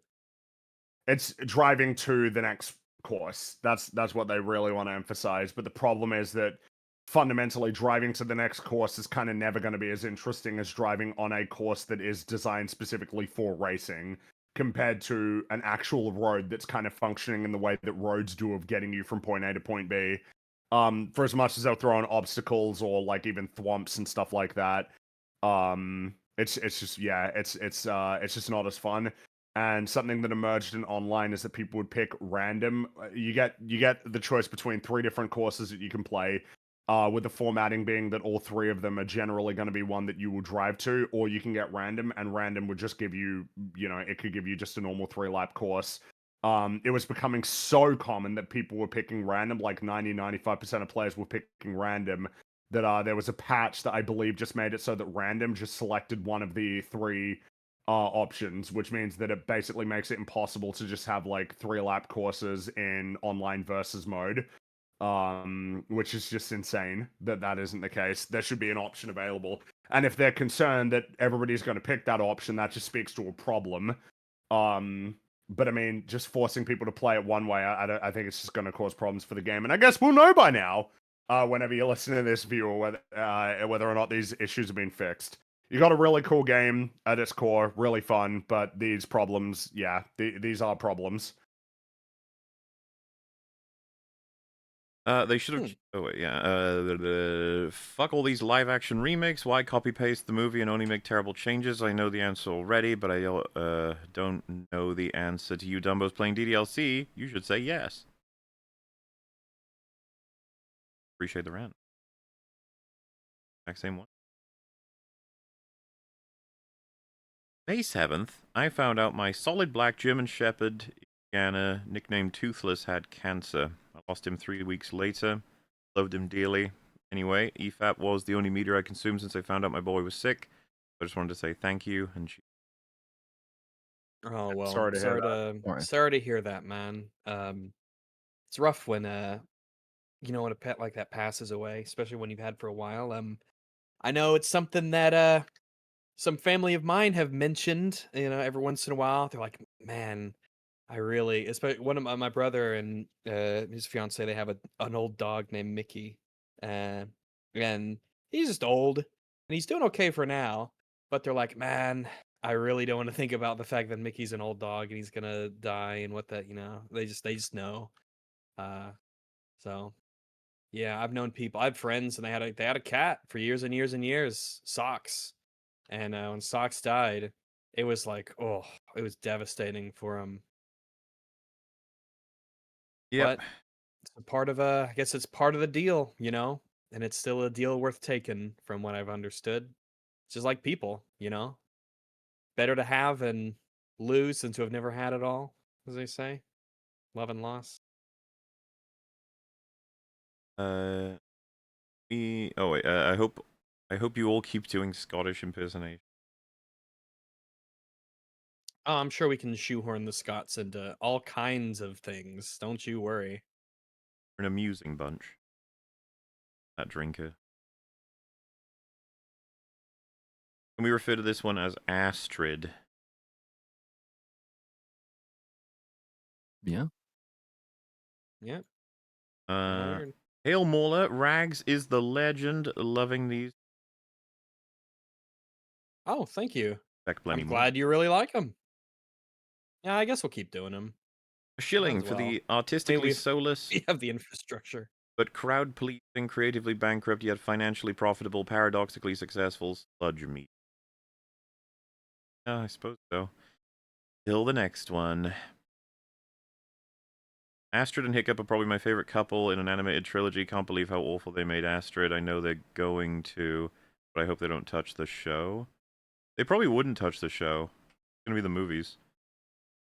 Yeah, it'll be the movies. Astrid is like the ideal supportive love interest for Hiccup. She was always there for him. She allowed him to be himself, but also helped him become the best version of himself, which was great. I mean, I wouldn't rule out that they're gonna make her Actual The chief, chief. yeah.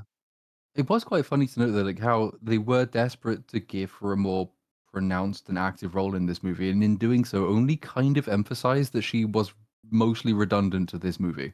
Like, if you try to insist on a character who doesn't have that much to do by giving her random shit to do that she doesn't need to be doing, like for some reason smashing the teeth of a dragon from inside its mouth only to jump away, it's like I know that you are bored by this character because you're trying so hard to make her exciting and you just can't do it. Let it run, Friggy! Let it run wild! Well, I think they're talking about you doing a Scottish accent. Yeah, I guess that follows. Yet another movie that fell victim to remake-itis. The neologism for original movies that were remade into unnecessary remakes. Watch the OG. Fuck yeah. Recommendation.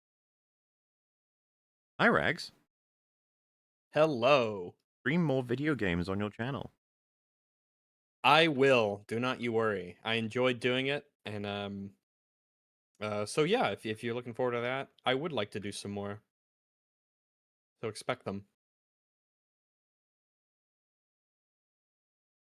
Episode 343, and it's not Halo related. Interesting. I mean, Halo related. What's happening with Halo right now? Right, or when 343 happened.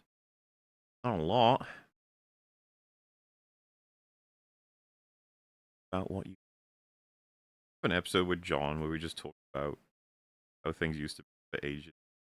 Like, we were just like... I think that ended up being that ended up being isn't that kind of what we did with the Halo season 1 episode? We just kind of we didn't go through it plot by plot point, I think. We just had him, and I think Axeman was on that, and we just Old talked man about how shitty the reminiscing. show was. Kind of. Remember Halo? Yeah, I remember. It's just that Halo's a really good icon for a particular era, isn't it? The best times of Halo evokes the best times of, especially for people in our generation. A lot of people in our Oh, audience yeah. feel the same way. It's like to go back Yeah. and game with your friends on Gears, COD, and Halo. That's right. It's like heaven, but we just didn't know it at the time, you know?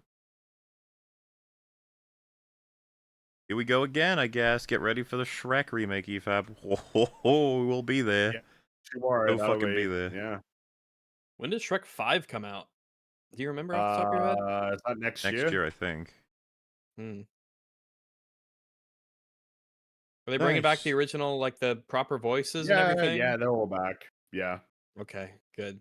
And I guess that's Zendaya's something. playing their daughter, I think. Oh, Yeah, I think that's a lot of people's reaction. It's just like, oh, all right. Okay. I mean, okay. it's awkward because it's just, as much as I haven't seen a couple of things that she's in, to be fair, but it's just like, how does she, why? Is she come across as like exceptionally good acting She's wise? fine. Yeah. Like, but okay, yeah, fine, we'll give her another one. But like I said, to be fair, I People, haven't I've been seeing a seen lot of people. Euphoria, which A lot is of people mention her. Go ahead. apparently pretty good in. I didn't see Challenges either. She's in No things. clue.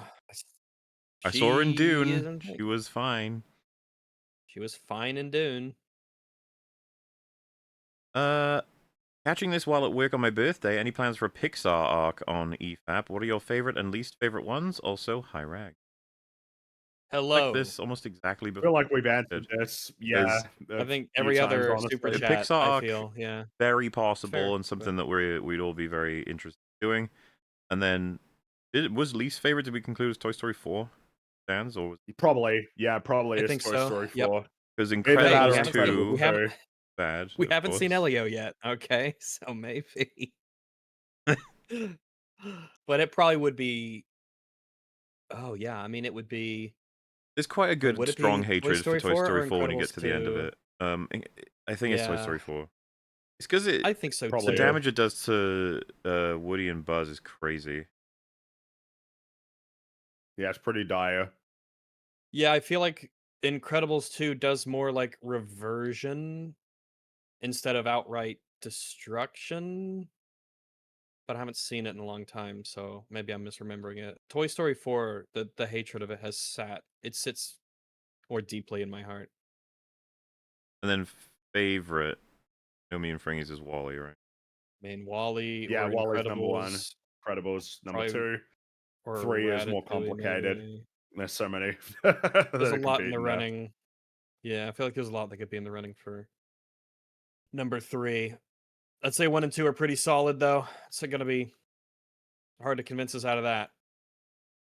Are you Platoon similar?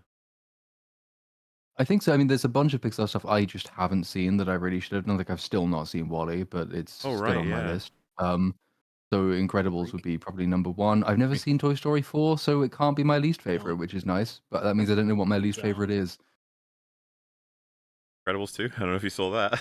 I haven't seen that one either. No, I missed it. Don't. Yeah, that's probably. Wait, Palpatine is in this?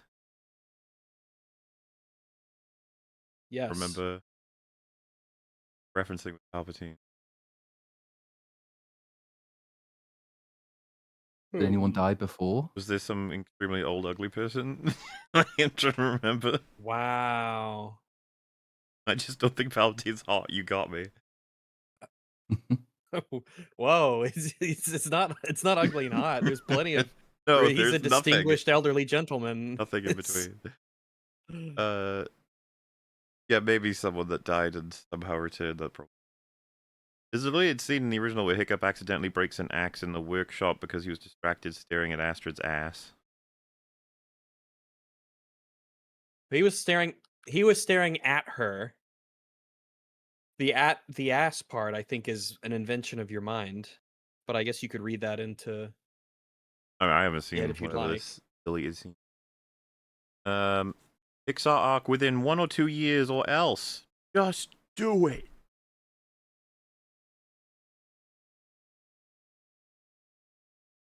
In an alternate universe, say, I am a surgeon. That's a funny fucking scene. Yeah, right. It is funny. It's funny. It is. It's just I am a surgeon, Dr. Hahn. I am a surgeon. Get his little It's like yes, tag this and is- projecting it like. This is what autism looks like according to the show.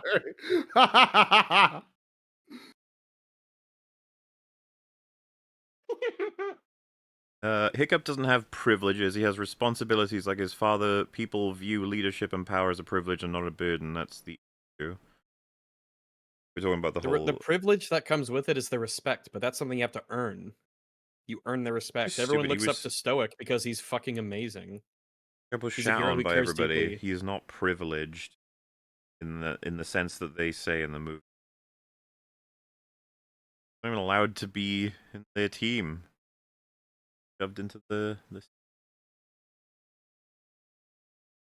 I just found out that Lilo and Stitch and The Ring came out in the same year, and Lilo's VA plays Samara. I don't know why, but I find this really funny. Interesting. I didn't know that. Man, Rings was. It was very bad. The other Vincent two were neat. D'Onofrio was in there.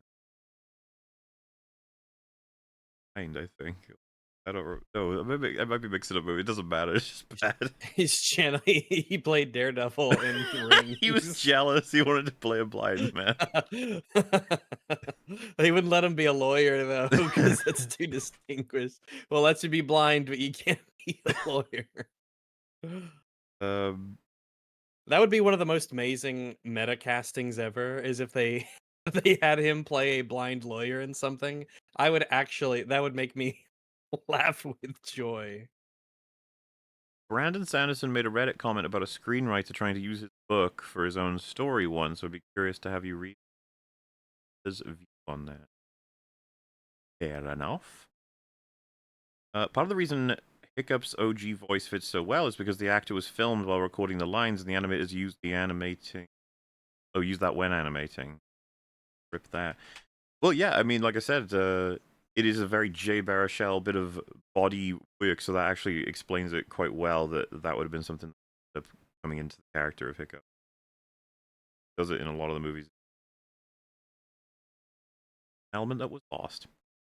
Well, I know you suffer a lot, but I need you to see Ballerina. I cringe hearing Drinker and Gary call that Tross level of writing fine. Also, high rag. Hello.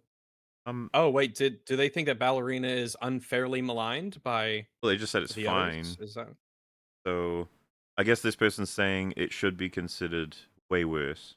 Thing is, I mean, I ain't gonna see it. There's no fucking reason for me to see. yeah, I said already, like I'm the not main even sure I ones. want to see a John Wick fucking 5, okay? Like, even for the job, it's the same movie every Yeah. fucking time, just worse every time. So tiring. So to be like, do you want to see a spin-off of a movie that's long overdue to die? No. Why? And, you know, No, finding out, it's like, thanks. turns out the writing's not great, and the choreography isn't as convincing or as good. It's like, it seems it's just a generally okay action movie. It's like, oh, I'm thrilled by the notion. Boy, yeah.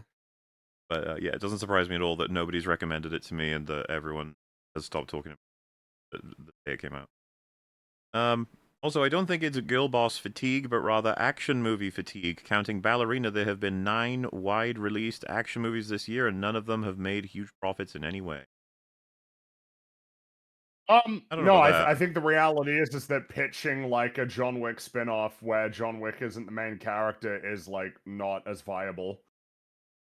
I don't And think having that I don't main know that character has be a anything woman to do with her helps, being a though. woman, though. I'm not sure that you know what I mean. Like if it was called like Bill, Ballerina? yeah, if it was called that, I think it still wouldn't have done very well. I agree. I don't think it would do well either way, unless there was some particular really excellent casting or something that they did. But I don't think that it starring a woman helped it. No. Kind of more interested in the notion of audiences got a bit of action fatigue. I feel like that's about as possible as having horror fatigue or adventure fatigue. Like, that ain't happening ever. No way. And you might be like, And oh, there's but probably- superhero movie fatigue can happen. It's like, yeah, that seems more realistic, especially when, even though the genre of superhero can be opened up into fucking everything and anything, but that's not the world we live in.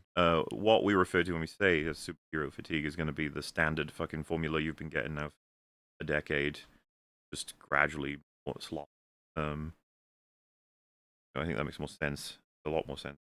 Action in general, come on. Action has always had that slight problem of if is a genre in which a degree of schlock is kind of just seen to be acceptable, but that also means that you will like probably diet get horror and then yeah, you might get a bunch of them, and none of them will be particularly remarkable because all they're really there to do is this sort of high octane thrill kind of thing, in which case they don't stand out, so they don't perform spectacularly well, but they're also not always massively expensive to make.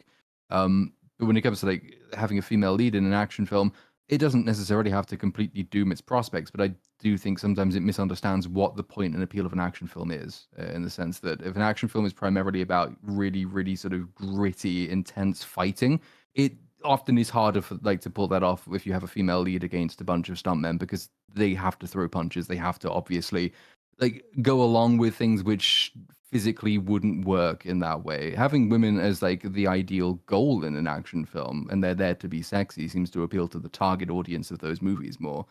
It's maybe harder to pull off in the lead role, but there are obviously exceptions to that. It's just that action films very rarely are exceptional, and so they rarely go for exceptions. It's just this is here, simple fun. You'll enjoy it. A lot of people talk Are about they how making another? they make it a point Go that she ahead. can't attack guys that are bigger than her, and so they find a more believable way around it. But all I've ever heard people when discussing it is say that she starts hitting them in the nuts. Like, that's how she gets around it and stuff. Found that interesting to me. Like, Yeah, not That very interesting. that sounds like something you do once or twice, and then it's like, okay, like I get it, I get it. Is But that her version of yeah. John Wick's headlock with the legs roll thing? Just hit him in the balls? Like, that's her signature move?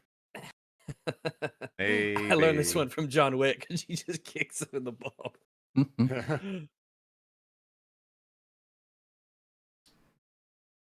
Maybe in the minority, but I didn't like Oh, it. it did. Are they making another Extraction?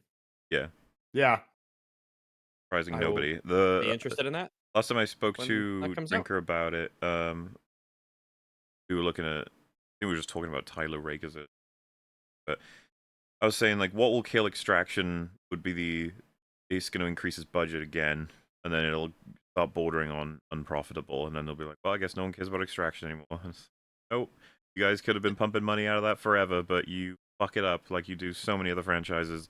I can't believe Mad Max, the stupid decision to just make it ridiculously costly and then not have Mad Max in it. Thinking. Isn't it crazy? Stupid, I stupid, I Yeah, really stupid. hope Extraction 3 is good. I quite like the first two. I really like the I first think they're. one. I think I like the first one more than it is good, if you know what I mean. Like, I'm quite fond of it. It's a neat I think story. I agree. Yeah, Mhm. but like a lot of care clearly went into like the action scenes and the choreography of the fights and stuff, and I think that kind of thing they execute really well. So if Extraction 3 is as good as kind of like 1 and 2 were, if I get that same level of enjoyment, I'll be very happy, and it will become probably, as long as we don't forget it, like a decently referenced. Hey, remember this trilogy of a trilogy, 3 movies? Wow, 3 whole movies that were actually pretty decent and fun to watch. So fingers crossed. I mean, we should reference actually Extraction 2 a bit more when it comes to I forget the name of the character, the chick who's in it when she fights those guys in the train Yeah, and she she gets gets the fucked up. ass kicked out of her and she wins, but it's like she has to do everything in her, right mind to fight him off, and it's brutal and it's tough, but she manages to do it. She takes a lot of lumps and he gets the shit beaten out of her, and like, whoa, that was like an intense scene where you have a woman fighting off. It's only like 2 guys in this thing, and she barely is able to do it. But it was super intense scene that was super fun to watch. So I hope they don't jump the shark with the third, because there are parts of the second where I'm like, Yeah, but it starts to get. They clearly need to crank it up, I and think it was that feels like they will cross the line fully at some point. John Wick did in the second one, so the second one. Extraction Yeah, gets it in. please be good. Please be good. nice. Extraction 3. Um, Nice. Yeah. I may be in the minority, but I didn't like the Wild Robots third act. Felt like a completely different film. Much better movie if you stop after the first migration. I would agree that the third act is the weakest part of the film. Yeah. I would agree as well. Definitely had that experience with it. Completely in sync with the movie, and then when birds flew into that, what was it like? So the Greenhouse. God damn Yeah. it! It has a name. It has like a sci-fi name. Hydroponics. Hydroponic Oh facility. yes, that is right. I think that is what that's called. Well, yeah, that. When that was all happening, I remember being like, man, this is what I signed up for. I guess this is getting Just feel weird. like a new movie has brushed into this one a bit. Yeah. Listen, you don't want some kid going out and imitating rolling around in the grass. Oh my god, I understand exactly what they're doing with that statement. Remember, there's a couple of references happening here. Got the Lilo and Stitch change, the washing machine Yeah, the dryer dryer. turned into like a table with a box on the front, and then the reason we go on a kid replicating that, and then the rolling around the grass in the original How to Train Your Dragon was changed into, yeah, it's hills or something. I forget what the change was exactly. It but... was dandelions. Oh yeah. Instead of using grass to like rub on them to where they like just chill out, like it's I don't know, it's like a smell or a drug they really like or something. They just love that grass. It's just like, oh look, it's a dandelion, and it makes them sneeze, right? Yeah. So the joke they're making. Hey, you don't want kids replicating. Good double reference. Yeah. I like it. I like it. That's good. I had a black cat that was an absolute unit. He jumped out of a tree once, caught a bird flying through the air, and still landed on all fours, snapped the neck of the bird, and then just left it. Jeez.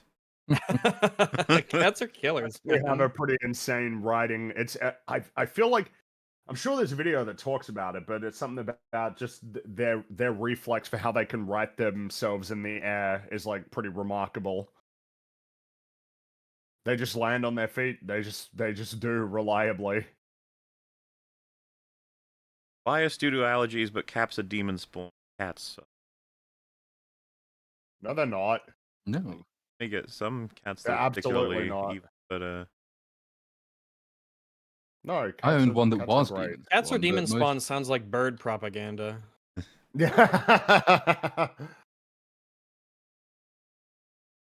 My Tears Are Becoming the Sea by M83 is overused in trailers. It's moved from manipulative to abuse. Fair enough. What's A lot it of songs called end up so that I way. can My Tears Are Becoming the... Tears RB so okay, I'll have that. That dab was peak fire, for real, no cap. Oh my god, bro. Yeah, live action. Sarah Butler's stoic dabbing. Speaking of Halo, happy Ugh. 4th through the 3rd. I guess so. It was good memories when you mean, think of Halo, isn't it? It has become, this is not rational, but it has become one of, if not my least favorite number. I think Yeah, it's I can rational. understand why. Flame Sword or Dark Saber, which is the coolest? Ooh, which is the Mm. coolest? Ooh, that is a good question.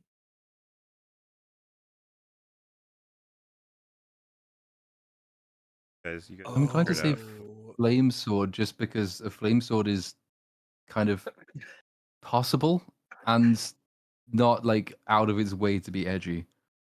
Also, it wasn't ever owned by Bo-Katan, so it's got that going for it. I think Flame Sword is cooler. I think Flame Sword is cooler. By the way, in case any visitors have wandered upon this video, we think they're both mega cringe and we hate them. Just to be clear. Just so No, that the- doesn't get lost in anything. All right. reason that the fire sword is more possible, that would rule out all lightsabers. Just the black one. Gotta be. I'm kind of something about emitting blackness just doesn't make sense to me as in terms It of how emits light shadow. works. But that's because it's so cool. Can you get that? Yeah, Oh, that is just it? goes to Oh, how I cool it see. is. I just don't appreciate how cool it is, evidently. So cool. I mean, apparently you don't. You don't see Filoni's genius there at work. I guess I will give it to the fire one just because they put some effort into trying to explain how it worked in this versus the Darksaber that was obviously only existing because some guy was like, it'd be so cool if there was a lightsaber that was black.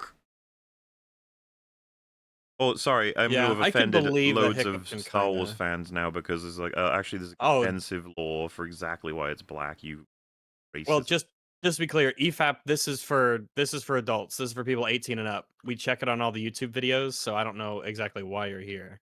But this is not a an not for ageism. you. That's all right. That's my third favoritism. The one time a Bella Ramsey-esque small child physique is 100% in character and they cast an able-bodied normal man. Yeah, that was Isn't it something we pointed weird? out. It was weird. He did not come across weedy or kind of pathetic. He came across as completely normal, if not kind of able-bodied compared to some of the other guys there. He looked like just a handsome, normal young man. Yep. It would be very normal for just like for him to have friends and for girls to have crushes on him. He's the outcast. Okay. Sure. And he is the outcast because that's what happened in the original movie. So he Make is people that wear, way in this they movie. used to make them wear glasses Yeah, at least. least give him glasses. Yeah, or like a sweater vest. Oh, you like Madagascar? Cardigan. Live action remake. Fuck you. Yeah, maybe that might happen. Who knows? I hope Danny I mean, the DeVito Lion plays the King happened. penguins. Well, the Lion King is not, but I mean, people treat it like it is a live action remake. So That's bizarre. you know? Well, it's animated to look real. So therefore, it is live action, even though it's literally how it all works. created in a computer. Gotta go, but I hope you guys mentioned in the final battle they pulled a Game of Thrones Season 8 and moved the catapults in front of the barricades. I did mention that, yep. Plenty of So great moments. stupid. Live action How to Train Your Dragon at Universal Studios is better. I'm certain it is. That video went around Twitter. Guy doing Hiccup who now has to deal with a whole new generation of fans who like, why aren't you doing the voice Who will right? be like, why do you sound like that? What's going on? Okay, Why don't you sound boring? It looks like they photoshopped her face on someone else and it was poorly done. Could be about several characters. I assume Astrid. The only thing that is good about remakes is that we get some EFAP episodes talking about the originals. On the other hand, yeah. But, you know, it'll it make is $1 true. gajillion dollars, and they'll keep making them because do general think- audiences suck, and I hate them. If EFAP, let's just skip forward in future and has fucking a million episodes, Lilo and Stitch probably would have had its own episode if not for that happening. If they never remade it, or it would have eventually been getting around to it. Yeah, lots of good movies out there. The movie is mid at best. What the Remake, Which I one? assume they mean. I hope they don't mean the original. Just by virtue of what it stole. Okay. Yeah, all right. Unironically, stoicism is the theme of the film. Stoic is stoic, and naturally wouldn't be wordy or over the top putting his emotions into words, and Hiccup taking on a few of his father's aspects is growth. Stoic is just because Stoic is emotional, and Stoic he is sentimental, quite so. I and they're saying that the lesson is to keep your emotions in control, and sorry, what was it? Well, they're just saying. Because I think this is when we were talking about Stoic speech having become a potentially different aspect. I mean, I doubt they called him Stoic without hoping to evoke some measure of those aspects within the character, and he is pretty stoic when it comes to like his role as chief. But you know, you are right. He has emotional outbursts. There are different things that Hiccup is gonna have learned from him, and they learn from each other. That's definitely part of the point. I just they were saying being stoic is like the theme of the film. Is like, I don't know. Not the I don't theme of the agree. film, no. Yeah. If anything, it's their stubbornness and emotionalness. I mean, yeah, there are parts where you could say that, but I don't know if I'd go so far as to say it would be a theme. I don't know. I'd have to think about it. Maybe maybe a little bit, but Rags, you have a Twitter? I thought you were banned, and why are there 2 dildos in your banner? just comes with a face, I guess. I don't know. But yes, I did get unbanned after 7-something years. Yeah, I just one day I was just like, oh, hey, I'd put in an appeal, and then like an hour later, I got an email back. Yeah, you were banned mistakenly. I'm like, okay. So now yeah, fun times. Thoughts on DreamWorks Megamind? I've seen I it. have not seen it. Nope. Really? I Nope. haven't. No. I haven't seen Megamind. Yeah, it's like I mean, it's kind of a good conversation piece as well because the story it's playing around, right? I assume you guys know something about it. I think I know the Vaguely. general premise. I don't think I know anything. All right, well, I won't spoil, but like the opening would be you have your generic Will Ferrell's playing Megamind, the villain who's trying to do bad things to the city in assorted supervillain ways. And I think I'd have to check, but I could have sworn it's either like a Brad Pitt or someone else who's playing the Captain Strong person, and basically like I think it's the opening act of the film, Megamind doing some crazy plan. Once again, this guy's coming in and he's probably going to defeat him, but it doesn't quite actually go that way, and the rest of the film deals with the consequences of that and some other things. And yeah, it's very much a little subversive look on a typical story done, but fun twist. I think it's like Nuts is one of the famous with seeing element from time that no longer exists. Hmm. Did they make more Mega Minds, or is it Didn't they do something recently-ish? That was like that everybody hated, probably? like a sequel of some kind, but not like a proper sequel. Sounds about right. I really can't remember. Yes, How to Train Your Dragon. Dragon, one of the crispiest of all critters, a damn good film, and I refuse all live-action remakes vehemently. I also reject Fringy's Doom Appeal. They'll keep making them, I'll keep rejecting them. That's still Doom. Like, Still, yeah, that's my point. Yeah, because of the first part of the I- sentence that goes, "They'll keep making Yeah, them." that's the Doom part.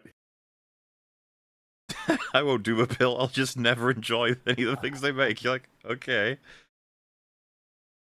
With all the remakes on the way, I'm curious to hear what you think the possible benefits of going from animation to live action could be. The possible benefits, like if I had to. Maybe some people really find it a lot easier Well, we know that's to, true. like, sympathize and connect with Yeah, but the thing is real that actors. I don't care about that one. I don't Like either. It that's doesn't I work for consider me. If that anything, it's problem kind of with the you. opposite for me. Yeah. Oh, I guess the ability to use, like, real world locations, potentially, maybe that has some kind of a meaningful aspect to But it, I feel or like we already covered this in our stream. It's the problem here is like it's not an upgrade either way because both are achieving things for the different reasons. As in, if you have a Yeah, real exactly. location that is really well dressed as a set, that is not better, but it is not worse than that is animated with great detail. It's like they're different skills achieving different things, but almost the same thing. You know what I mean? Like they're in the same ballpark, but they've chosen different avenues. Pretty much. So it's saying like, well, it's not the same as when you are moving from book to film or film to even TV show. We did mention this because that does change things. You get a lot more time. You can pace it differently. You can pay things off in a different way.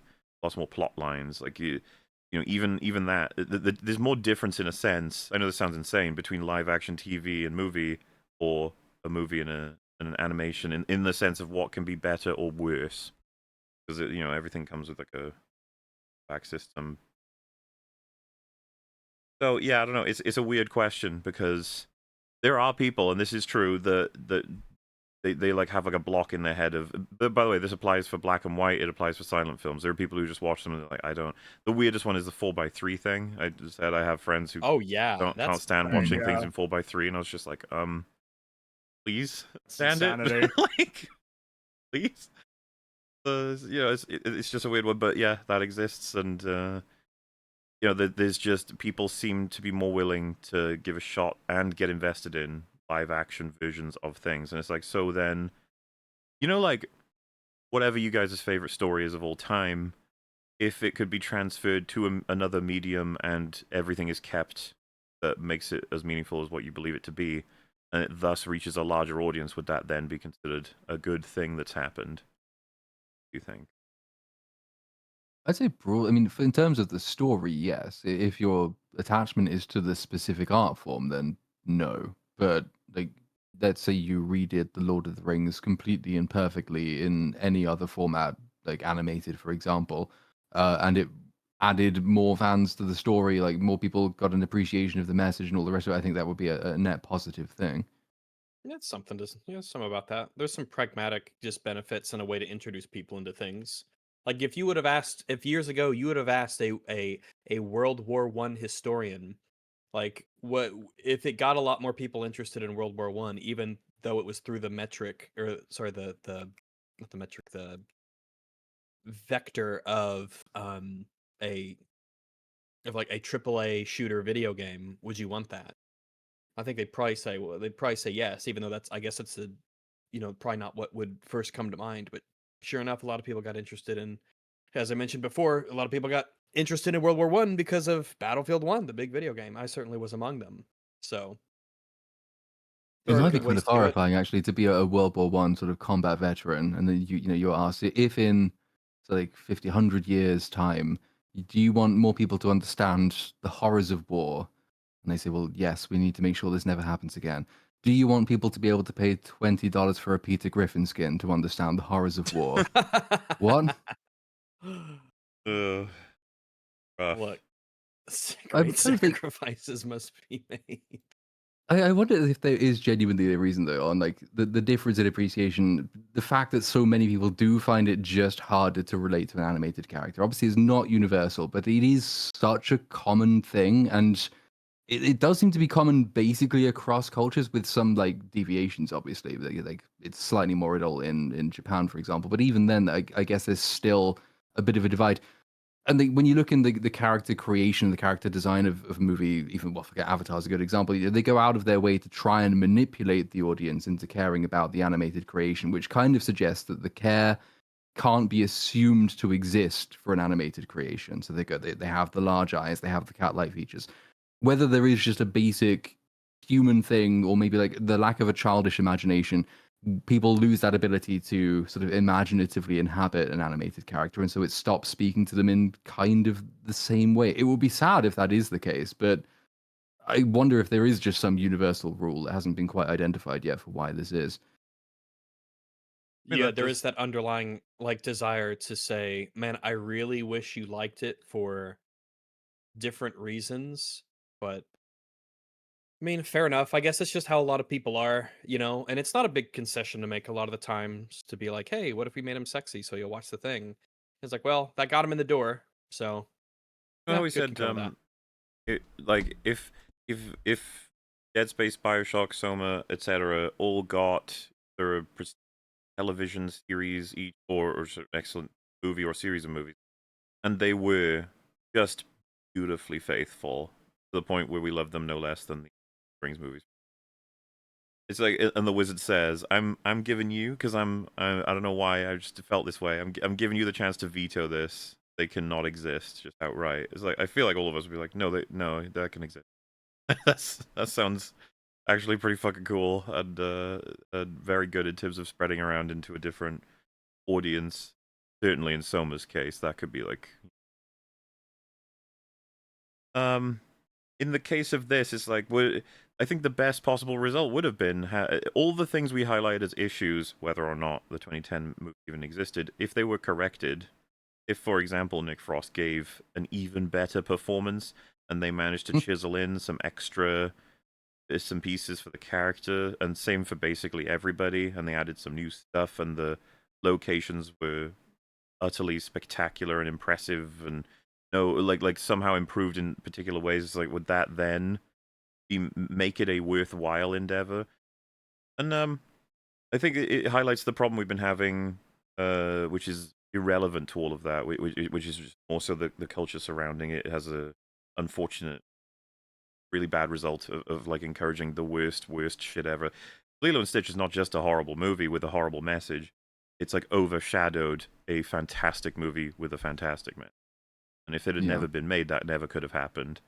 And they're so reliable in how horrifically they are treating these things that it's like a bad move to ever make that go forward culturally. That sort of Or like, in any way to support it or encourage it. It's just like no, and the balance of all things, it's like no way. There's just no reason to do it. As much as people may pretend that it's not the case, remakes do in some way supplant the original. Of course they do. Some people will watch it and be like, yeah, I don't feel particularly compelled to, watch the original now. Of course they would. Well, I mean, there's A lot of people watch it. Some of them are in that camp, unfortunately. be clear, because And I there are hate them. people who are mad in that way for Lord of the Rings. There are people who don't like the movies, love the books, who think that sort of process has happened somewhat, even though the books are hyper popular. And in that case, it would Often just as a be. result of, yeah. Well, like I said, I do feel like there's a different conversation being had, because moving from book to film is an insane jump. That kind of Yeah, adaptation is exactly. fucking crazy. Agreed. Meanwhile, animated film to live action film is like, It's like, well, they're both films. They are both films. They're the exact same medium of storytelling. Like it's not. And They're the same medium. and in the case of many live action remakes, they're actually given license to be longer than the thing they're adapting, which would obviously never happen in the case of book to film. A film can't be longer than the book, it must be shorter. You have to make omissions and cuts and things like that. Whereas adding an extra 20 minutes to Lilo and Stitch or How to Train Your Dragon and somehow either not containing all of the story from the original or adding shit in which just completely undermines the story of the original is like, that's not a problem of adaptation. That is a problem of the writer being a stupid hack. correct. For some added insight, Dean has also been involved with a How to Train Your Dragon TV show more recently called The Nine Realms, and it's terrible.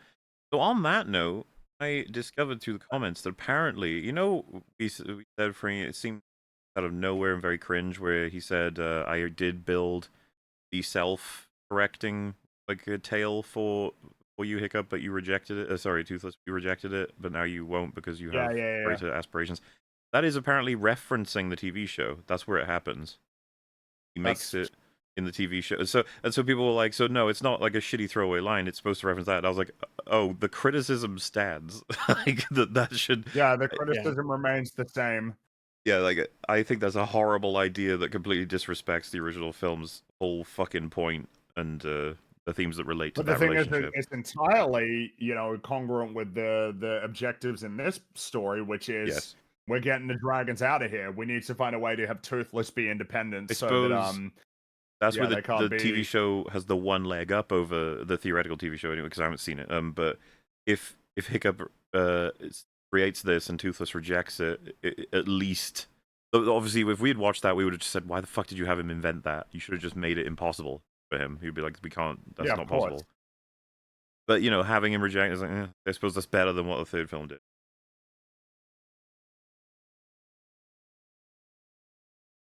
Why not do a live-action remake of Song of the South? Maybe they will. Without hope. That's putting, yeah, true. So, this person wants. I don't know why they haven't kept Platoon's not in here. But, so me, Fringy, and Rags have got to say deep substrate foliated calcite, but they've got a request for each of us for a voice. So mine, sensual voice. So I suppose something like deep substrate foliated calcite. And Fringy, your request is Jiminy Cricket. Okay. Can you write it down? Just it'll help if I. I like how it didn't help me. Yeah. I fucking misread it, even though it is like a really fun meme from it. A deep substrate foliated calcite.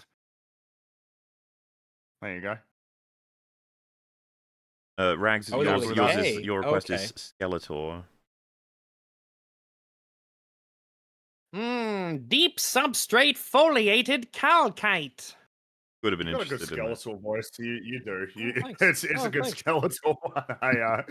I'm always impressed with it. Oh, thanks. And if my day job doesn't work out, then I'll know I've Then got a you can fallback. play- It'll be banked Yeah. on one day, Oh. in a sense of like we'll create some animation and Skeletor will Well, be this in it, is- even though there'll be copyright issues. But This is in the story that is EFAP. This is a Chekhov's accent that's been set I up think earlier. between us, even the four of us, we could make a whole cast of wacky characters. You know what the fun part would be is everyone has to guess who's who. If we can get it that good that we can trick people. That would be really fun. Yeah. Because Jiminy Cricket is just what's his name, right?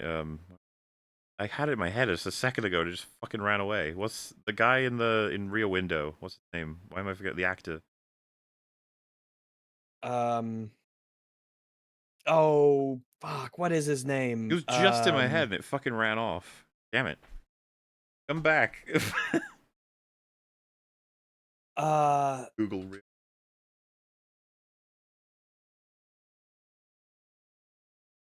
Yeah, Jimmy Stewart, right? oh, James oh Stewart. yeah. Like that's like the voice, that archetype. Let your conscience be your guide. It's fucking funny. It's just a funny voice, but him being Well, Puss in Boots 2 is fucking great. Just saying. Yeah. yeah, Hot take. well, you can't just blow up a planet and genocide a whole people because you need the deep substrate foliated calcite. That would be evil. You're a monster. You're a monster. You're building a space station that blows up what? Puppies on Alderaan. You can't do that. They're innocent right. people. It's very rude of you. We have two animal thing related things. We got first is this is a new one. Baby animal of the day. This boxer puppies. I what they look like. Oh, they're cute. Yeah. Yeah. A lot of puppies are cute. Oh A yeah. lot of them Kind of are. a go-to. Kittens and puppies are. Yeah. Then have. Oh, so this is a little bit more complicated. We got favorite. What's your favorite Gen 1 through 4 pseudo legendary Pokemon? The options. Pseudo legendary. Oh, So- I'm gonna have to look up the list now. Yeah, this may take a little bit in terms of getting all the pictures. So it's Dragonite, Tyranitar, Salamence, Metagross, or Garchomp.